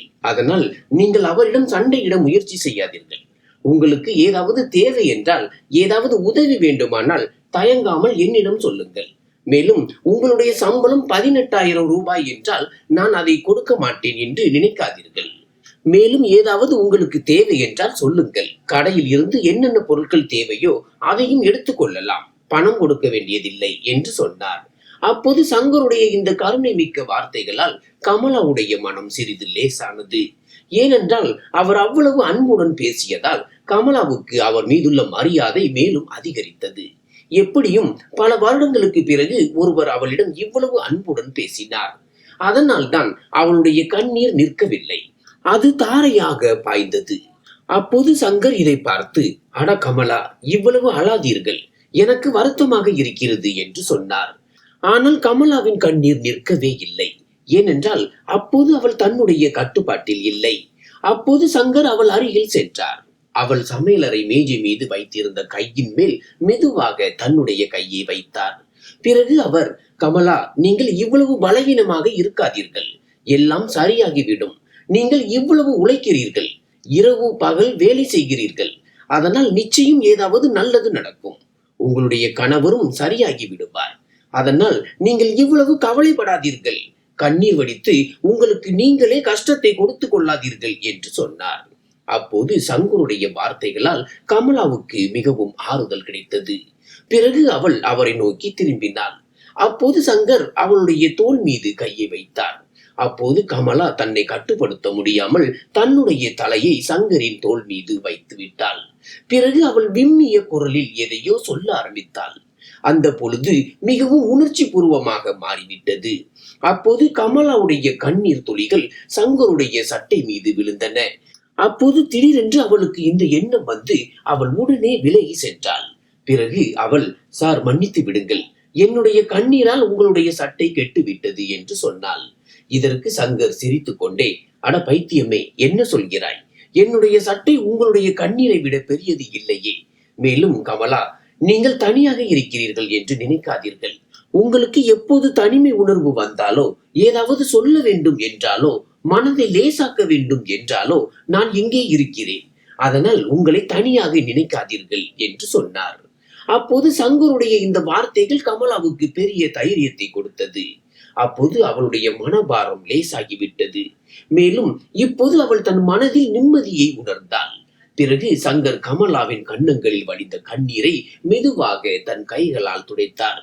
கமலா, சரி சார், உங்களுக்காக காலை உணவு தயாரிக்கிறேன், உங்களுக்கு தாமதமாகிறது அல்லவா என்று சொன்னாள். இதற்கு சங்கர், ஆமாம், ஆனால் ஒரு விஷயம் சொல்ல வேண்டும் என்று சொன்னார். அதற்கு கமலா, ஆமாம், சொல்லுங்கள் சார் என்று சொன்னாள். அதற்கு சங்கர் சிரித்து கொண்டே, என்னை சார் என்று கூப்பிடாதீர்கள், சும்மா சங்கர் என்று கூப்பிடுங்கள், அது போதும் என்று சொன்னார். இதற்கு கமலா சிரித்து கொண்டே, இல்லை சார், அது எனக்கு சரியாக வராது. ஏனென்றால் எனக்கு அப்படி பழக்கம் இல்லை என்று சொன்னாள். இதற்கு சங்கர், அடடா, இதில் என்ன கஷ்டம் இருக்கிறது? சும்மா என்னை சங்கர் என்று தானே சொல்ல வேண்டும். அல்லது நீங்கள் விரும்பினால் என்னை அண்ணா என்று கூப்பிடுங்கள். ஆனால் சார் என்று மட்டும் சொல்லாதீர்கள் என்று சொன்னார். அப்போது அண்ணா என்ற வார்த்தை கமலாவுக்கு சற்று வித்தியாசமாக தோன்றியது. அவள் மனதிற்குள் நினைத்தால், இவரை எப்படி அண்ணா என்று கூப்பிட முடியும்? இப்போதே நான் உணர்ந்த உணர்ச்சியை, இல்லை இல்லை, அண்ணா என்று வேண்டாம். அப்போது இந்த எண்ணம் வந்ததும் கமலா, சரி சார், நான் உங்களை சங்கர் என்று கூப்பிட முயற்சி செய்கிறேன் என்று சொன்னாள். இதற்கு சங்கர் சிரித்து கொண்டே, சரி, இப்போது நான் ஹாலுக்கு போய் உட்காருகிறேன் என்று சொன்னார். இவ்வளவு சொல்லிவிட்டு அவர் ஹாலுக்கு சென்று உட்கார்ந்தார். அதுவரையிலும் கமலா காலை உணவை தயாரித்து பிறகு அவருக்கு பரிமாறினாள். பிறகு சங்கர் காலை உணவை சாப்பிட்டு விட்டு கடைக்கு சென்று விட்டார். பிறகு கமலா தன்னுடைய அடுத்த வேலையில் மூழ்கினாள். அப்போது சங்கரை பற்றி நினைத்து கமலாவுக்கு மிகவும் நன்றாக இருந்தது. ஏனென்றால் ஒரு வேலைக்காரிக்கு அவர் இவ்வளவு மரியாதை கொடுத்தார். மேலும் அவளுடைய துயரத்தையும் புரிந்து கொண்டார். இதனால் சங்கர் கமலாவின் இதயத்தை வென்றுவிட்டார். பிறகு மதியம் 1:30 மணிக்கு கமலா தன் வீட்டிற்கு சென்றாள். பிறகு அவள் தன்னுடைய கணவர் தனபாலுக்காக சாப்பாடு பரிமாறினாள். ஆனால் அவர் கட்டிலில் படுத்திருந்தார். தட்டில் சாப்பாடு வைத்திருந்தால் இருந்தும் அவர் சாப்பிட இயலவில்லை. அதனால் கமலா 2-3 முறை, அடடா சாப்பிடுங்கள், எனக்கு வேலை இருக்கிறது என்று சொன்னாள். ஆனால் தனபால், எனக்கு பசி இல்லை என்று சொன்னார். அதனால் கமலா அவர் அருகில் சென்று அவருடைய கையை பிடித்தாள். அவருக்கு கடுமையான காய்ச்சல் இருந்தது. அதனால் அவள் உடனே காய்ச்சலுக்கான மாத்திரையை கொடுத்தாள். இந்த மாத்திரைகளை அவள் எப்போதும் வீட்டிலேயே வைத்திருப்பாள். ஏனென்றால் தனபாலுக்கு அடிக்கடி இவை தேவைப்படும். மாத்திரை கொடுத்த பிறகு சிறிது நேரத்தில் தனபால் கொஞ்சம் சாப்பிட்டார். பிறகு கமலாவும் சாப்பிட்டு விட்டு மற்ற வீட்டு வேலைகளை முடிக்க ஆரம்பித்தாள். ஆனால் இப்போது அவளுடைய மனம் திரும்ப திரும்ப சங்கருடைய பேச்சில் சிக்கி கொண்டது. ஏனென்றால் அவர் காட்டிய தைரியமும் அன்பும் கமலாவுக்கு மிகவும் பிடித்திருந்தது. மேலும் அவருடைய வார்த்தைகளும் ஸ்பரிசமும் அவளுக்கு புதிய சக்தியை கொடுத்தன. பிறகு மாலையில் கமலா சங்கருடைய வீட்டிற்கு வேலைக்காக சென்றாள். இருந்தாலும் இன்று அவளுக்கு சற்று தாமதமாகிவிட்டது. அதனால் சங்கர் கோபப்படுவாரோ என்று அவள் நினைத்தாள். ஆனால் அவள் வீட்டிற்கு சென்ற போது சங்கர் கடையில் தான் இருந்தார். அப்போது சங்கர் கமலாவை பார்த்தார். கேட்டை திறந்தார். அவள் உள்ளே சென்றாள். பிறகு கமலா துடைப்பத்தை எடுத்து வேலையை ஆரம்பித்து விட்டாள். அவள் துடைத்துக் கொண்டிருக்கும் போதே திடீரென்று சங்கர் வீட்டிற்குள் வந்து விட்டார். அப்போது மாலை 6 மணி ஆகியிருந்தது. இந்த நேரத்தில் அவர் வீட்டிற்கு வருவது குறைவு. ஏனென்றால் கடையில் வாடிக்கையாளர்கள் இருப்பார்கள்.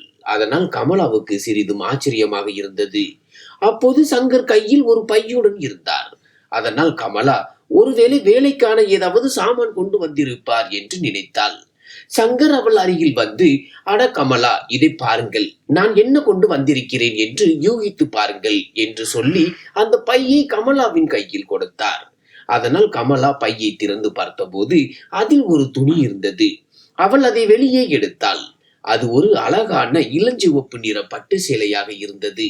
இதை பார்த்த கமலா, அடடா, எவ்வளவு அழகான சேலை என்று சொன்னாள்.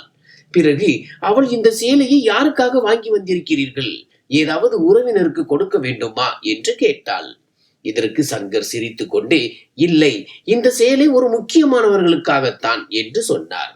இதற்கு கமலா, அப்படியானால் இந்த முக்கியமானவர் யார் என்று கேட்டாள். அதற்கு சங்கர், அது நீங்கள் தான் கமலா, இந்த சேலையை உங்களுக்காகத்தான் வாங்கி வந்தேன் என்று சொன்னார். இதை கேட்ட கமலா வியப்படைந்தாள். அவளால் நம்பவே முடியவில்லை. அதனால் அவள், எனக்கா? ஆனால் ஏன் என்று கேட்டாள்.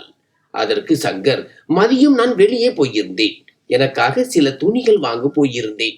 அப்போது அங்கு இந்த அழகான சேலை கண்ணில் பட்டது. அப்போது எனக்கு உங்கள் நினைவு வந்தது. அதனால் கமலாவுக்காக ஒரு சேலை வாங்கலாம் என்று நினைத்தேன். அதற்காகத்தான் கொண்டு வந்தேன். பிடித்திருக்கிறதா என்று கேட்டார். உண்மையிலேயே அந்த சேலை மிகவும் அழகாகவும் விலை உயர்ந்ததாகவும் தெரிந்தது. அப்போது இதையெல்லாம் பார்த்தும் கேட்டும் கமலாவின் மனம் மகிழ்ச்சியால் நிறைந்தது. ஆனால் அவள் முகத்தில் அதை காட்டிக் கொள்ளவில்லை. அவள், ஆமாம், மிகவும் நன்றாக இருக்கிறது என்று மட்டும் சொன்னாள். பிறகு அவள், ஆனால் சங்கர் சார், நீங்கள் எனக்காக ஏன் இவ்வளவு கஷ்டப்படுகிறீர்கள் என்று கேட்டாள். அதற்கு சங்கர், அடடா, இதில் என்ன கஷ்டம் இருக்கிறது? இது உங்களுக்கு அழகாக இருக்கும் என்று நினைத்தேன், அதனால் தான் கொண்டு வந்தேன், பிடித்தது தானே என்று கேட்டார். அதற்கு கமலா, ஆமாம், மிகவும் அழகாக இருக்கிறது, அதற்கு உங்களுக்கு மிகவும் நன்றி என்று சொன்னாள்.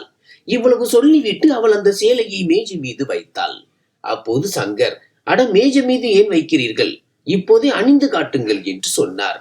இதற்கு கமலா, அட, நான் வேலையை முடித்துக் கொண்டிருக்கிறேன் என்று சொன்னாள். அதற்கு சங்கர் சிரித்துக் கொண்டே, வேலை தினமும் இருக்கும், இப்போதே இதை அணிந்து காட்டுங்கள், அது உங்கள் மீது எப்படி இருக்கிறது என்று பார்க்க வேண்டும், ஒருவேளை பிடிக்கவில்லை என்றால் வேறொன்று கொண்டு வருகிறேன் என்று சொன்னார். இதற்கு கமலா, இல்லை இல்லை, இது மிகவும் நன்றாக இருக்கிறது, எனக்கு பிடித்திருக்கிறது என்று சொன்னாள். அப்போது சங்கர், அணிந்து காட்டுங்களேன், அது உங்கள் மீது எப்படி இருக்கிறது என்று பார்க்க வேண்டும் என்று இன்னும் வற்புறுத்தினார். சங்கருடைய வற்புறுத்துதலை கண்ட கமலாவுக்கு சிறிது நாணம் ஏற்பட்டது. இதனால் அவளுடைய முகம் சிவந்து விட்டது. கடைசியில் அவள் சரி என்று சொன்னாள். அவள் மகிழ்ச்சியுடன் சிரித்தாள். பிறகு கமலா சேலையை எடுத்துக்கொண்டு ஒரு அறைக்குள் சென்றாள். அவள் தன்னுடைய பழைய சேலையை கழற்றிவிட்டு புதிய சேலையை அணிய ஆரம்பித்தாள்.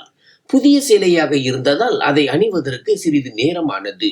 அந்த பையில் சில சேலைக்கான குண்டூசிகளும் இருந்தன. ஆனால் கமலாவுக்கு அதை உபயோகப்படுத்தும் பழக்கம் இல்லை.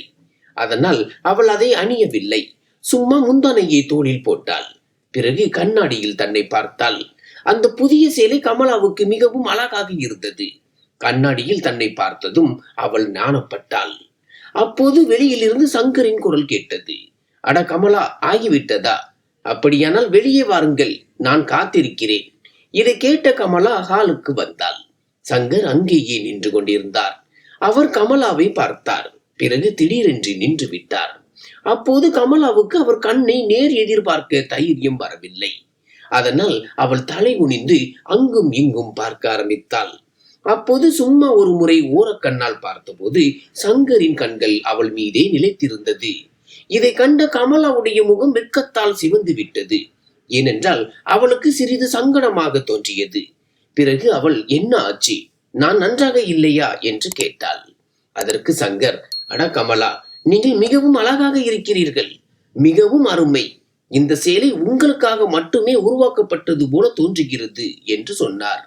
இதற்கு கமலா வெட்கத்துடன், அப்படியெல்லாம் இல்லை, இந்த மாதிரியான பல சேலைகள் தயாரிக்கப்பட்டிருக்கும் என்று சொன்னாள். சங்கர், ஆமாம், ஆனால் அது உங்கள் மீது பிரகாசிப்பது போல வேறு யாருடைய மீதும் பிரகாசிக்காது என்று சொன்னார். அவருடைய இந்த வார்த்தைகளை கேட்டு கமலா மேலும் நாணப்பட்டாள். ஏனென்றால் சங்கர் அவளுக்கு இந்த சேலையை கொடுத்த போது அதில் இருந்த அன்பும் மரியாதையும் கமலாவின் இதயத்தை தொட்டுவிட்டது. அப்போது அவருடைய கண்களில் கமலாவுக்காக இருந்த மரியாதையும் உரிமையும் தெளிவாக தெரிந்தது. அப்போது சங்கர் கமலாவின் கையை பார்த்து, இது என்ன, உங்கள் கையில் சேலைக்கான பின் இருக்கிறது, ஆனால் நீங்கள் போடவில்லையே என்று கேட்டார். இதற்கு கமலா வெட்கத்துடன், ஆமாம், எனக்கு பின் போடும் பழக்கம் இல்லை என்று சொன்னாள். இதற்கு சங்கர் சிரித்துக் கொண்டே, சரி, அப்படியானால் நான் போட்டு விடுகிறேன், எனக்கு வருகிறதா என்று பார்க்கிறேன் என்று சொன்னார். இதற்கு கமலா வெட்கத்துடன், அட வேண்டாம், விட்டு விடுங்கள், நான் பிறகு போட்டுக் கொள்கிறேன் என்று சொன்னாள். ஆனால் சங்கர் முன்னோக்கி வந்து, அட நான் போட்டு விடுகிறேன் என்று சொல்லி கமலா அருகில் வந்து விட்டார். அப்போது கமலா மேஜை அருகில் நின்று கொண்டிருந்தாள்.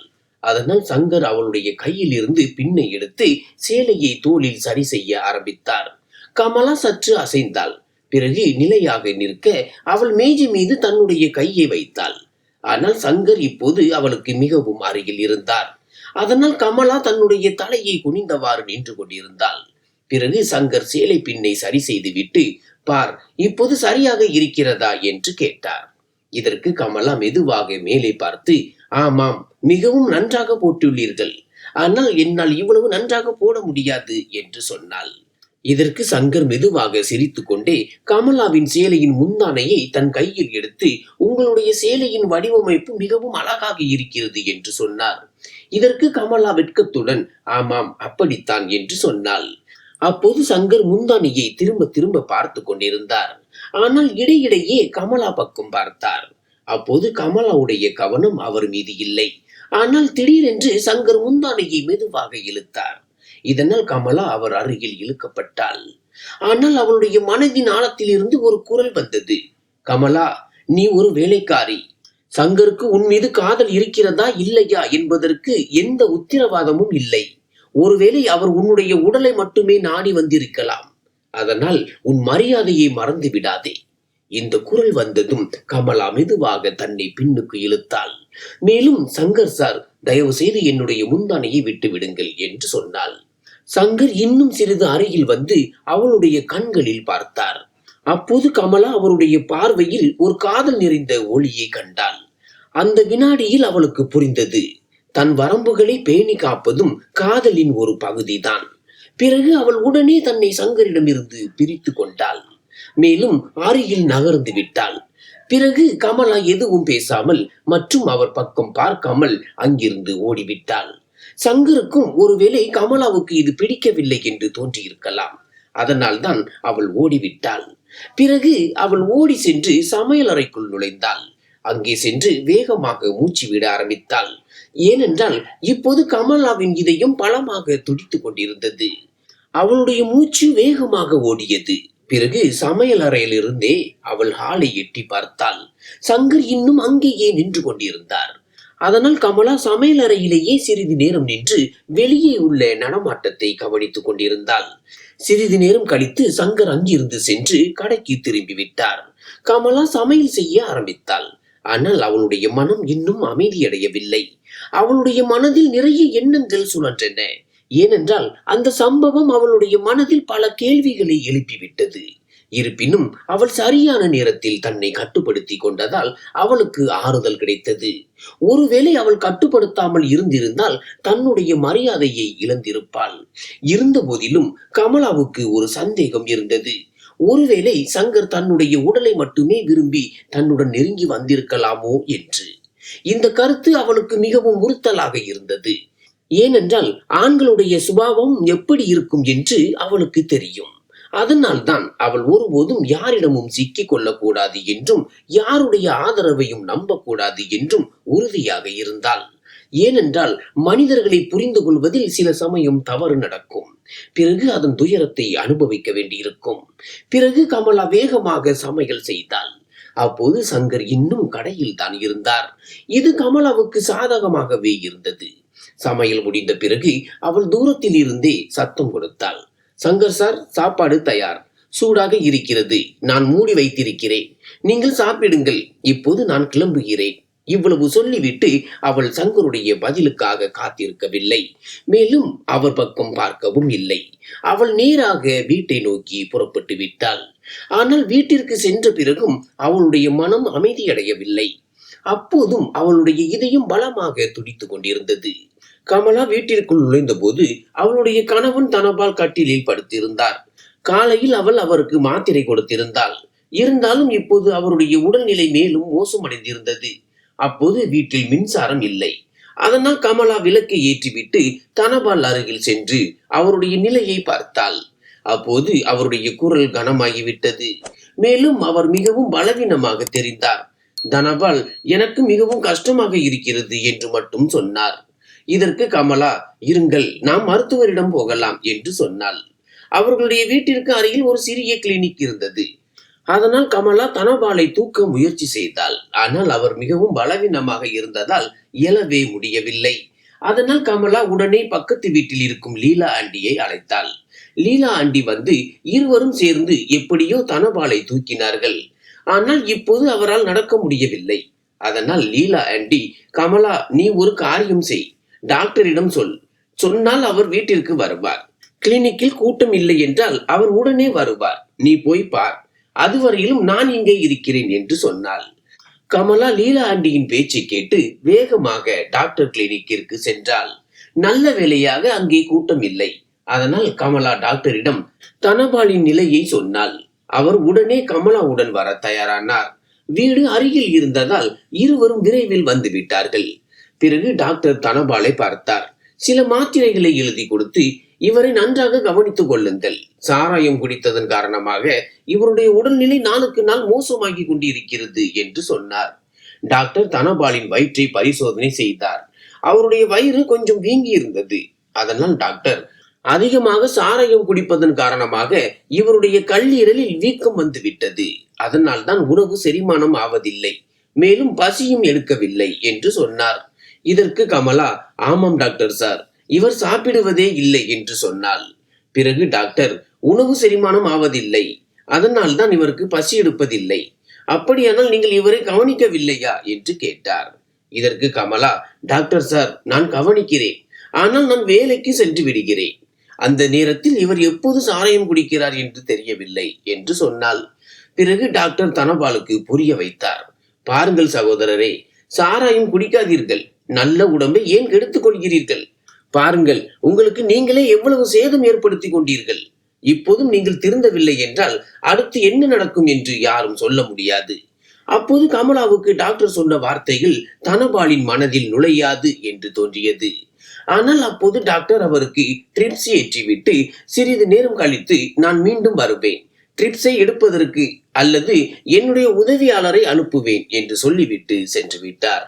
டாக்டர் சென்ற பிறகு லீலா ஆண்டி தனபாலுக்கு நிறைய அறிவுரை சொன்னார். அடடா, இவ்வளவு நல்ல மனைவியை விட்டுவிட்டு நீ ஏன் இந்த சாராயத்தின் வலையில் விழுகிறாய்? சாராயத்தால் வீடுகள் உடைகின்றன, குடும்பங்கள் நாசமாகின்றன. அதனால் இப்போதாவது திருந்து தனபால், இல்லை என்றால் இந்த சாராயம் உன் வாழ்க்கையை முழுவதுமாக கெடுத்துவிடும். பிறகு லீலா ஆண்டி மேலும், பார், கமலா இரவு பகல் உழைக்கிறாள், வீட்டை நடத்துகிறாள், அது மட்டும் இல்லாமல் உன்னுடைய சிகிச்சை செலவுகளையும் தாங்கிக் கொள்கிறாள். இருந்தும் நீ அவளிடமிருந்து பணத்தை பிடுங்கி சாராயம் குடிக்கிறாய், மேலும் அவளை அடிக்கிறாய். இப்படி செய்யாதே அப்பா. அவளுடைய தாய் வீட்டின் நிலையும் நன்றாக இல்லை, இல்லை என்றால் வேறு எந்த பெண்ணாக இருந்தாலும் உன்னை கட்டாயமாக விட்டு சென்றிருப்பாள். உனக்கு இவ்வளவு நல்ல மனைவி கிடைத்திருக்கிறாள், ஆனால் உன்னை போன்ற கணவனால் அவளுடைய வாழ்க்கை நரகமாகிவிட்டது. அவள் இரவு பகல் உழைத்து வீட்டின் சுமையை தாங்குகிறாள். வேறு யாராக இருந்தாலும் உன்னை எப்போதோ விட்டு சென்றிருப்பார்கள் என்று சொன்னாள். பிறகு லீனா ஆண்டி கமலாவிடம், கமலா, நீ சாப்பிட்டாயா? சாப்பிடவில்லை என்றால் சாப்பிடு, நீயும் உன் உடல் நலத்தை கவனித்துக் கொள் என்று சொன்னாள். பிறகு இரவு 9 மணிக்கு கமலா சமையல் செய்தாள். அப்போது அவள் 2-4 கவளம் தான் சாப்பிட்டாள். அப்போது லீலா ஆண்டியும் அங்கே இருந்தார். பிறகு அவர் சிறிது நேரம் கமலாவுடன் அமர்ந்து விட்டு தன் வீட்டிற்கு சென்று விட்டார். பிறகு இரவு தூங்குவதற்கு முன்பு கமலா தனபாலுக்கு அவருடைய மருந்துகளை கொடுத்து விட்டு பிறகு தானும் சென்று தூங்கினாள்.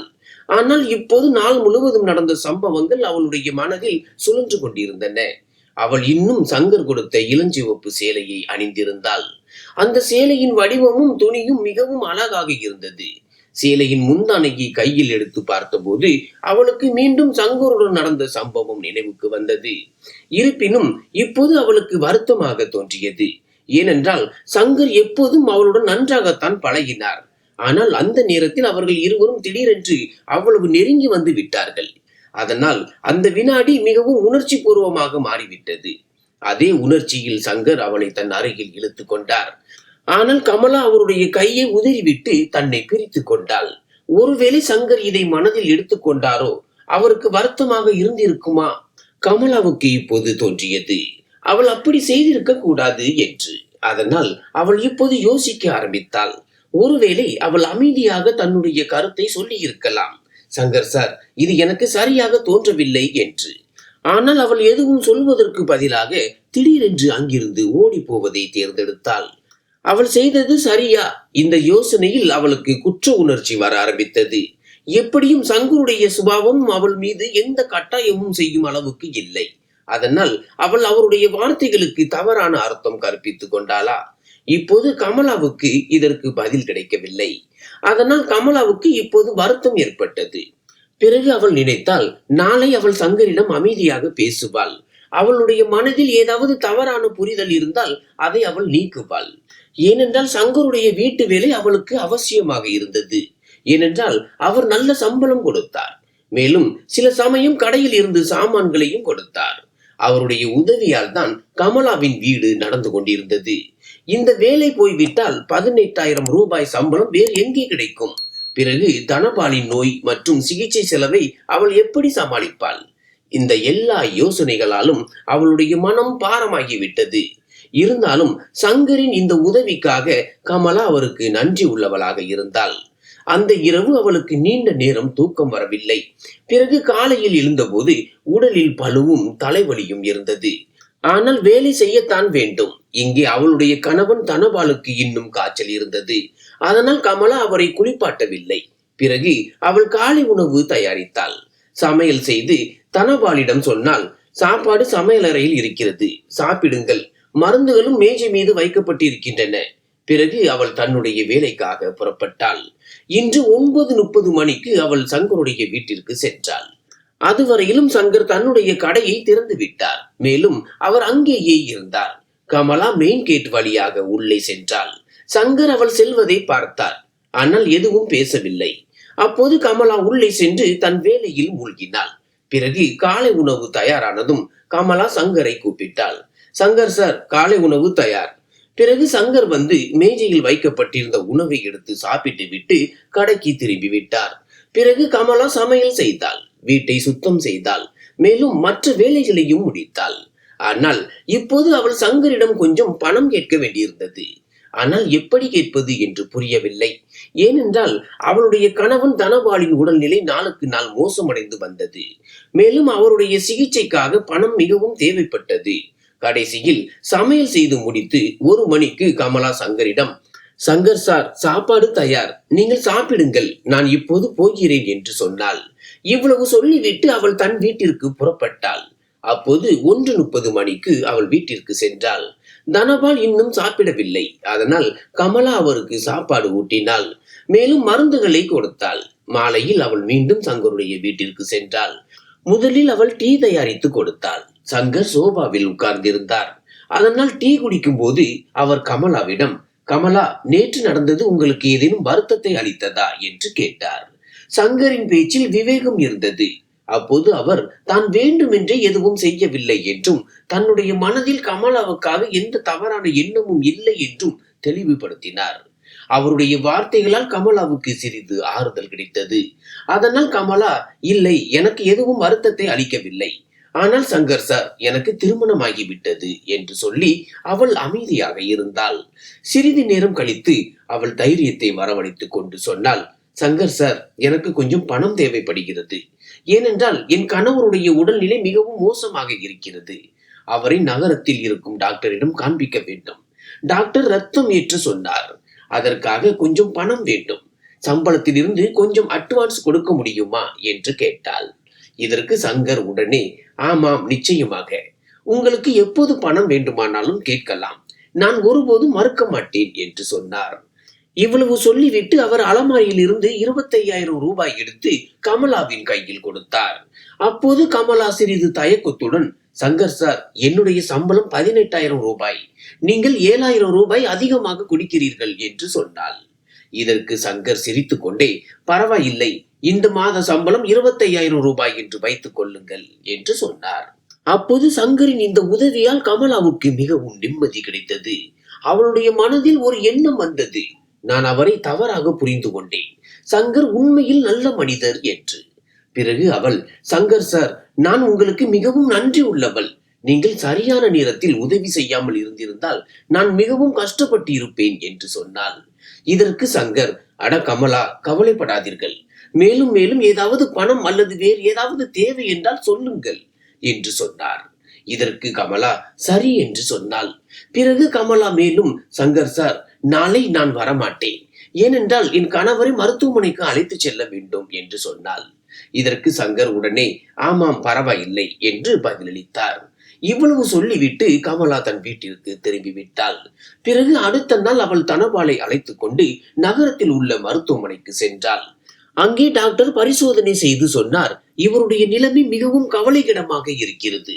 சாராயம் குடித்ததன் காரணமாக இவருடைய கல்லீரல் 95% கெட்டுவிட்டது. அதனால் இவரை சில நாட்கள் மருத்துவமனையில் வைத்திருக்க வேண்டும். மேலும் கல்லீரலில் ஒரு கட்டி இருக்கிறது, அதற்கும் அறுவை சிகிச்சை செய்ய வேண்டும். ஆனால் முதலில் இவருடைய உடலுக்கு பலம் கொடுக்க வேண்டும். இதற்கு கமலா, சரி டாக்டர் சார், இவரை அனுமதித்துக் கொள்ளுங்கள் என்று சொன்னாள். பிறகு டாக்டர் தனபாலை அனுமதித்துக் கொண்டார். அங்கே கமலா கவுண்டரில் கொஞ்சம் பணம் கட்டினாள். பிறகு அவள் தன்னுடைய தாய் சாவித்திரிக்கும் தந்தை ராமுவுக்கும் தொலைபேசியில் அழைப்பு விடுத்தாள்.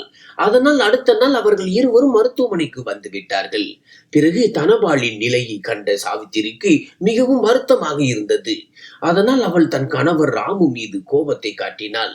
அவள், நீங்கள் என் மகளுக்கு திருமணம் செய்து வைத்தீர்கள், ஆனால் பையனை பற்றி சரியாக விசாரிக்கவில்லை. நீங்கள் அவனுடைய நடத்தை குறித்து பார்த்திருந்தால் என் மகள் இன்று இந்த நிலையை காண நேர்ந்திருக்காது என்று சொன்னாள். பிறகு சாவித்திரி கமலாவிடம், மகளே, நடந்தது நடந்து விட்டது. இப்போது நீ உன் கணவனை கவனித்துக்கொள், மேலும் உன்னையும் கவனித்துக்கொள் என்று சொன்னாள். அப்போது சாவித்திரியும் ராமுவும் 3 நாட்கள் வரை மருத்துவமனையில் தங்கியிருந்தார்கள். கமலாவும் தன் கணவன் தனபாலின் அருகிலேயே இருந்தாள். அதனால் அவருடைய நிலையில் சிறிது மேம்பாடு ஏற்பட்டது.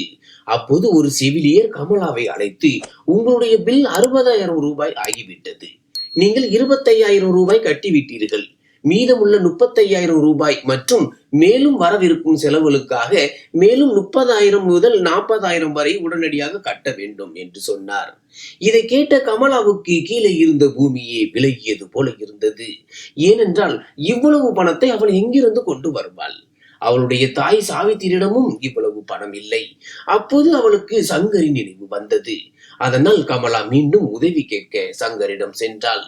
அவள் அவருடைய வீட்டிற்கு சென்றதும் சங்கர், கமலா, 3 நாட்களாக எங்கே இருந்தீர்கள்? ஏதாவது பிரச்சனையா என்று கேட்டார். கமலா அவரிடம் எல்லா விஷயங்களையும் சொன்னாள். சங்கர் அமைதியாக அவள் சொல்வதை கேட்டுவிட்டு பிறகு எவ்வளவு பணம் வேண்டும் என்று கேட்டார். அதற்கு கமலா பயத்துடன், சங்கர் சார், எனக்கு மேலும் 75,000 ரூபாய் வேண்டும். மன்னிக்கவும், இவ்வளவு பணம் கேட்கிறேன். ஆனால் எனக்கு மிகவும் தேவைப்படுகிறது. நான் வேலை செய்து கொஞ்சம் கொஞ்சமாக உங்களுடைய எல்லா பணத்தையும் அடைத்து விடுகிறேன் என்று சொன்னாள். இதற்கு சங்கர், அட, நீங்கள் ஏன் இவ்வளவு கவலைப்படுகிறீர்கள்? ஆமாம், நான் உதவி செய்வேன், நில்லுங்கள், நான் பணம் கொண்டு வருகிறேன் என்று சொன்னார். இவ்வளவு சொல்லிவிட்டு அவர் வீட்டிற்குள் சென்றார். அலமாரியில் இருந்து பணத்தை எடுத்து ஒரு பையில் வைத்து கமலாவிடம் கொடுத்தார். பிறகு அவர், இதில் 75,000 ரூபாய் இருக்கிறது, கவனமாக வைத்துக் கொள்ளுங்கள். மேலும் உங்களுடைய கணவரை கவனித்துக் கொள்ளுங்கள். சில நாட்கள் வேலைக்கு வரவில்லை என்றாலும் பரவாயில்லை, நான் சமாளித்துக் கொள்வேன். மேலும் ஏதாவது தேவைப்பட்டால் தயங்காமல் சொல்லுங்கள் என்று சொன்னார். இதற்கு கமலா, சங்கர் சார், நான் உங்களுக்கு மிகவும் நன்றி உள்ளவள் என்று சொன்னாள். அப்போது அவள் சங்கருக்கு நன்றி சொல்லிவிட்டு பணத்தை எடுத்துக்கொண்டு வீட்டிற்கு திரும்பினாள். பிறகு அவள் வீட்டில் இருந்து சில அவசியமான பொருட்களை எடுத்துக்கொண்டு பணத்துடன் நேராக நகரத்தில் உள்ள மருத்துவமனைக்கு சென்றாள். அங்கே சிறிது தொகையை கட்டினாள். ஆனால் இப்போது தனபாலின் உடல்நிலை மேம்படவில்லை. கமலா இன்னும் 3 நாட்கள் மருத்துவமனையில் தங்கினாள். இப்போது அவளுடைய தாயும் தந்தையும், அதாவது சாவித்திரியும் ராமுவும் தன்னுடைய கிராமத்திற்கு திரும்பி சென்று விட்டார்கள். அதனால் இப்போது மருத்துவமனையில் கமலா தனியாக இருந்தாள். இடையிடையே சில உறவினர்கள் பார்க்க வந்தார்கள். ஆனால் சிறிது நேரம் கழித்து சென்று விடுவார்கள். இந்த தனிமையால் கமலா மிகவும் வருத்தம் அடைந்தாள். உணவு உண்பதும் எப்படியோ நடந்து கொண்டிருந்தது. ஆனால் இந்த நாட்களை கடக்க வேண்டியிருந்தது. இப்போது மருத்துவமனையில் தங்கி 10 நாட்கள் ஆகியிருந்தது. ஒரு நாள் இரவு தனபாலுக்கு மருந்துகளை கொடுத்து அவரை சரியாக தூங்க வைத்துவிட்டு கமலா களைப்புடன் ஒரு சிறிய அறைக்கு தூங்க சென்றாள். அப்போது அவளுக்கு தூக்கம் வந்தது. ஆனால் இரவில் திரும்ப திரும்ப விழித்துக் கொண்டாள். அந்த இரவும் நள்ளிரவில் அவளுக்கு விழிப்பு வந்தது. அப்போது இரவு 1 மணி ஆகியிருந்தது. அவள் குளியலறைக்கு சென்று கொண்டிருந்தாள். அப்போது ஒரு செவிலியர் அவளை அழைத்தார். அந்த செவிலியர் எதையோ சொல்ல விரும்பினார். ஆனால் அவருடைய வாயிலிருந்து வார்த்தைகள் வரவில்லை. அவருடைய முகத்தில் ஒரு வித்தியாசமான கவலை இருந்தது. இதை பார்த்து கமலா பயந்து விட்டாள். பிறகு அவள் செவிலியரின் கையை பிடித்து, சொல்லுங்கள், என்ன நடந்தது? என் கணவருக்கு ஏதாவது ஆனதா என்று கேட்டாள். இருந்தும் செவிலியர் எதுவும் சொல்லவில்லை. அதனால் கமலா பயந்து போய் ஓடி சென்று தனபாலின் அறைக்குள் சென்றாள். அங்கே தனபால் படுக்கையில் படுத்திருந்தார். கமலா அவருடைய கையை பிடித்தாள். மேலும் அவரிடம் பேச முயற்சி செய்தாள். ஆனால் அவர் கண்களை திறக்கவில்லை. அவருடைய முகம் உலர்ந்திருந்தது போல தோன்றியது. அவருடைய மார்பும் அசையவில்லை. ஒருவேளை அவருடைய மூச்சும் நின்று விட்டிருக்கலாம். அப்போது இன்னொரு செவிலியர் அருகில் வந்து அவர் கமலாவின் தோள் மீது கையை வைத்து, அவருடைய உடல்நிலை முன்பே மிகவும் மோசமாக இருந்தது, நாங்கள் மிகவும் முயற்சி செய்தோம், ஆனால் இவ்வளவு சொல்லிவிட்டு அவள் நிறுத்திவிட்டாள். ஆனால் கமலாவுக்கு எல்லாம் புரிந்துவிட்டது. அவளுடைய கணவன் தனபால் இப்போது அவளை நிரந்தரமாக விட்டு போய்விட்டார். அதனால் இப்போது அவள் படுக்கையில் தலை வைத்து வாய் விட்டு அழ ஆரம்பித்தாள். இப்போது அவளுடைய இதயம் கதறியது. அப்போது மருத்துவமனையில் இருந்த டாக்டரும் மற்ற நோயாளிகளின் உறவினர்களும் அவளுக்கு சமாதானம் சொல்ல ஆரம்பித்தார்கள். ஆனால் கமலாவின் துயரம் நிற்கவில்லை. திடீரென்று அவளுடைய கண்களுக்கு முன்பு இருள் சூழ்ந்தது. மேலும் அவள் தரையில் விழுந்தாள். அவளுக்கு உணர்வு வந்தபோது அவள் மருத்துவமனையின் ஒரு அறையில் படுக்கையில் படுத்திருந்தாள். அப்போது அவளுக்கு ட்ரிப்ஸ் ஏற்றப்பட்டு கொண்டிருந்தது. அவள் எழ முயற்சித்தாள். ஆனால் அருகில் உட்கார்ந்திருந்த சாவித்திரி, அதாவது அவளுடைய தாய், அவளை தடுத்தாள். மகளே, இப்போது நீ எப்படி இருக்கிறாய்? கவலைப்படாதே. அப்போது சாவித்திரியின் முகத்தில் சிறிது கோபமும் சோகமும் இருந்தது. ஆனால் இப்போது கமலாவின் மனம் முழுவதுமாக உடைந்து விட்டது. அதனால் அவள் உடனே, அம்மா, என் கணவர் எங்கே இருக்கிறார்? அவருக்கு என்ன ஆச்சு என்று கேட்டாள். இவ்வளவு கேட்டதும் அவளுடைய தாய் சாவித்திரி அவள் அருகில் வந்து, மகளே, நடந்ததை இப்போது நீ ஏற்றுக்கொண்டுதான் ஆக வேண்டும். மேலும் இதை நினைவில் கொள், நீ எந்த குறையும் வைக்கவில்லை. இதில் உன்னுடைய எந்த தவறும் இல்லை. பிறகு அவளுடைய தாய் கமலாவுக்கு நிறைய சமாதானம் சொன்னாள். மகளே, நீ உன் தரப்பில் முழு பொறுப்பையும் நிறைவேற்றி விட்டாய். என்ன செய்ய முடியுமோ அதையெல்லாம் செய்து விட்டாய். அதனால் இப்போது உனக்கு நீயே மேலும் கஷ்டத்தை கொடுத்து கொள்ளாதே, மேலும் வருத்தப்படாதே. அப்போது தன்னுடைய தாயின் ஆறுதலால் கமலாவுக்கு சிறிது நிம்மதி கிடைத்தது. பிறகு சில உறவினர்கள் மருத்துவமனைக்கு வந்தார்கள். பிறகு எல்லோரும் அவள் கிராமத்திற்கு திரும்பி சென்றார்கள். அங்கே தனபாலின் இறுதிச் சடங்குகள் நடைபெற்றன. பிறகு பல நாட்கள் கமலா வீட்டிலேயே இருந்தாள். அவளுடைய தாய் சாவித்திரியும் சில உறவினர்களும் அவளுடன் இருந்தார்கள். ஆனால் இப்போது அவளுடைய வீடு மிகவும் வெறுமையாக தோன்றியது. ஏனென்றால் தனபால் எப்படி இருந்தாலும் அவர் கமலாவின் துணையாக இருந்தார். அவள் கஷ்டப்பட்டு உழைத்து அவரை சாராய பக்கத்தில் இருந்து விடுவித்து விடுவாள் என்று அவளுக்கு நம்பிக்கை இருந்தது. ஆனால் விதி வேறு விதமாக எழுதியிருந்தது. அப்போது கணவனின் துயரத்தில் மூழ்கி இருந்த கமலா சரியாக 1 மாதத்திற்கு பிறகு சங்கருடைய வீட்டிற்கு சென்றாள். அப்போது காலை சுமார் 10 மணி ஆகியிருந்தது. சங்கர் தன்னுடைய கடையில் தான் இருந்தார். கமலாவை பார்த்ததும் அவர் வீட்டிற்குள் வந்து, கமலா, உட்காருங்கள் என்று சொன்னார். பிறகு கமலா சோபாவில் உட்கார்ந்தாள். அவளுடைய முகம் வாடி இருந்தது. இருந்தாலும் அப்போது வரைக்கும் சங்கருக்கு கமலாவை பற்றியும் அவளுடைய கணவன் தனபாலை பற்றியும் எல்லா விஷயங்களும் தெரிந்துவிட்டது. ஏனென்றால் அந்த கிராமம் அவ்வளவு பெரியது அல்ல. அதனால் எந்த செய்தியும் மறையாது. அதனால் சங்கர், கமலா, உங்களுடைய கணவரை பற்றி கேட்டு மிகவும் வருத்தமாக இருக்கிறது. ஆனால் நீங்கள் உங்களுடைய கணவருக்காக நிறைய செய்திருக்கிறீர்கள் என்று எனக்கு தெரியும். இரவு பகல் உழைத்து அவருக்கு சிகிச்சை அளித்தீர்கள். அவரை திருத்த முழு முயற்சி செய்தீர்கள். ஆனால் ஒருவேளை அவருடைய இலக்கு இவ்வளவுதான் இருந்திருக்கலாம் என்று சொன்னார். அப்போது சங்கருடைய வார்த்தைகளை கேட்டு கமலாவின் கண்கள் கலங்கின. அப்போது அவர் அருகில் வந்து, அழாதீர்கள் கமலா, நடக்க வேண்டியது நடந்துவிட்டது. இப்போது நீங்கள் உங்கள் மீது கவனம் செலுத்த வேண்டும் என்று சொன்னார். சிறிது நேரம் கமலா அங்கே உட்கார்ந்திருந்தாள். பிறகு அவள், சங்கர் சார், நான் வேலை விஷயமாகத்தான் வந்தேன். இன்று இல்லை, ஆனால் நாளையிலிருந்து நான் வேலைக்கு வருவேன், சரிதானே என்று கேட்டாள். இதற்கு சங்கர் உடனே, ஆமாம் கமலா, நிச்சயமாக சரிதான், எந்த பிரச்சனையும் இல்லை என்று பதிலளித்தார். இவ்வளவு சொல்லிவிட்டு கமலா தன் வீட்டிற்கு திரும்பிவிட்டாள். பிறகு அடுத்த நாளில் இருந்து அவள் சங்கருடைய வீட்டிற்கு வேலைக்கு செல்ல ஆரம்பித்தாள். ஆனால் இப்போது சங்கர் அவளுடன் மிகவும் புரிதலுடன் நடந்தார். அவர் அதிகம் நெருங்கவும் இல்லை, சிரித்து விளையாடவும் இல்லை.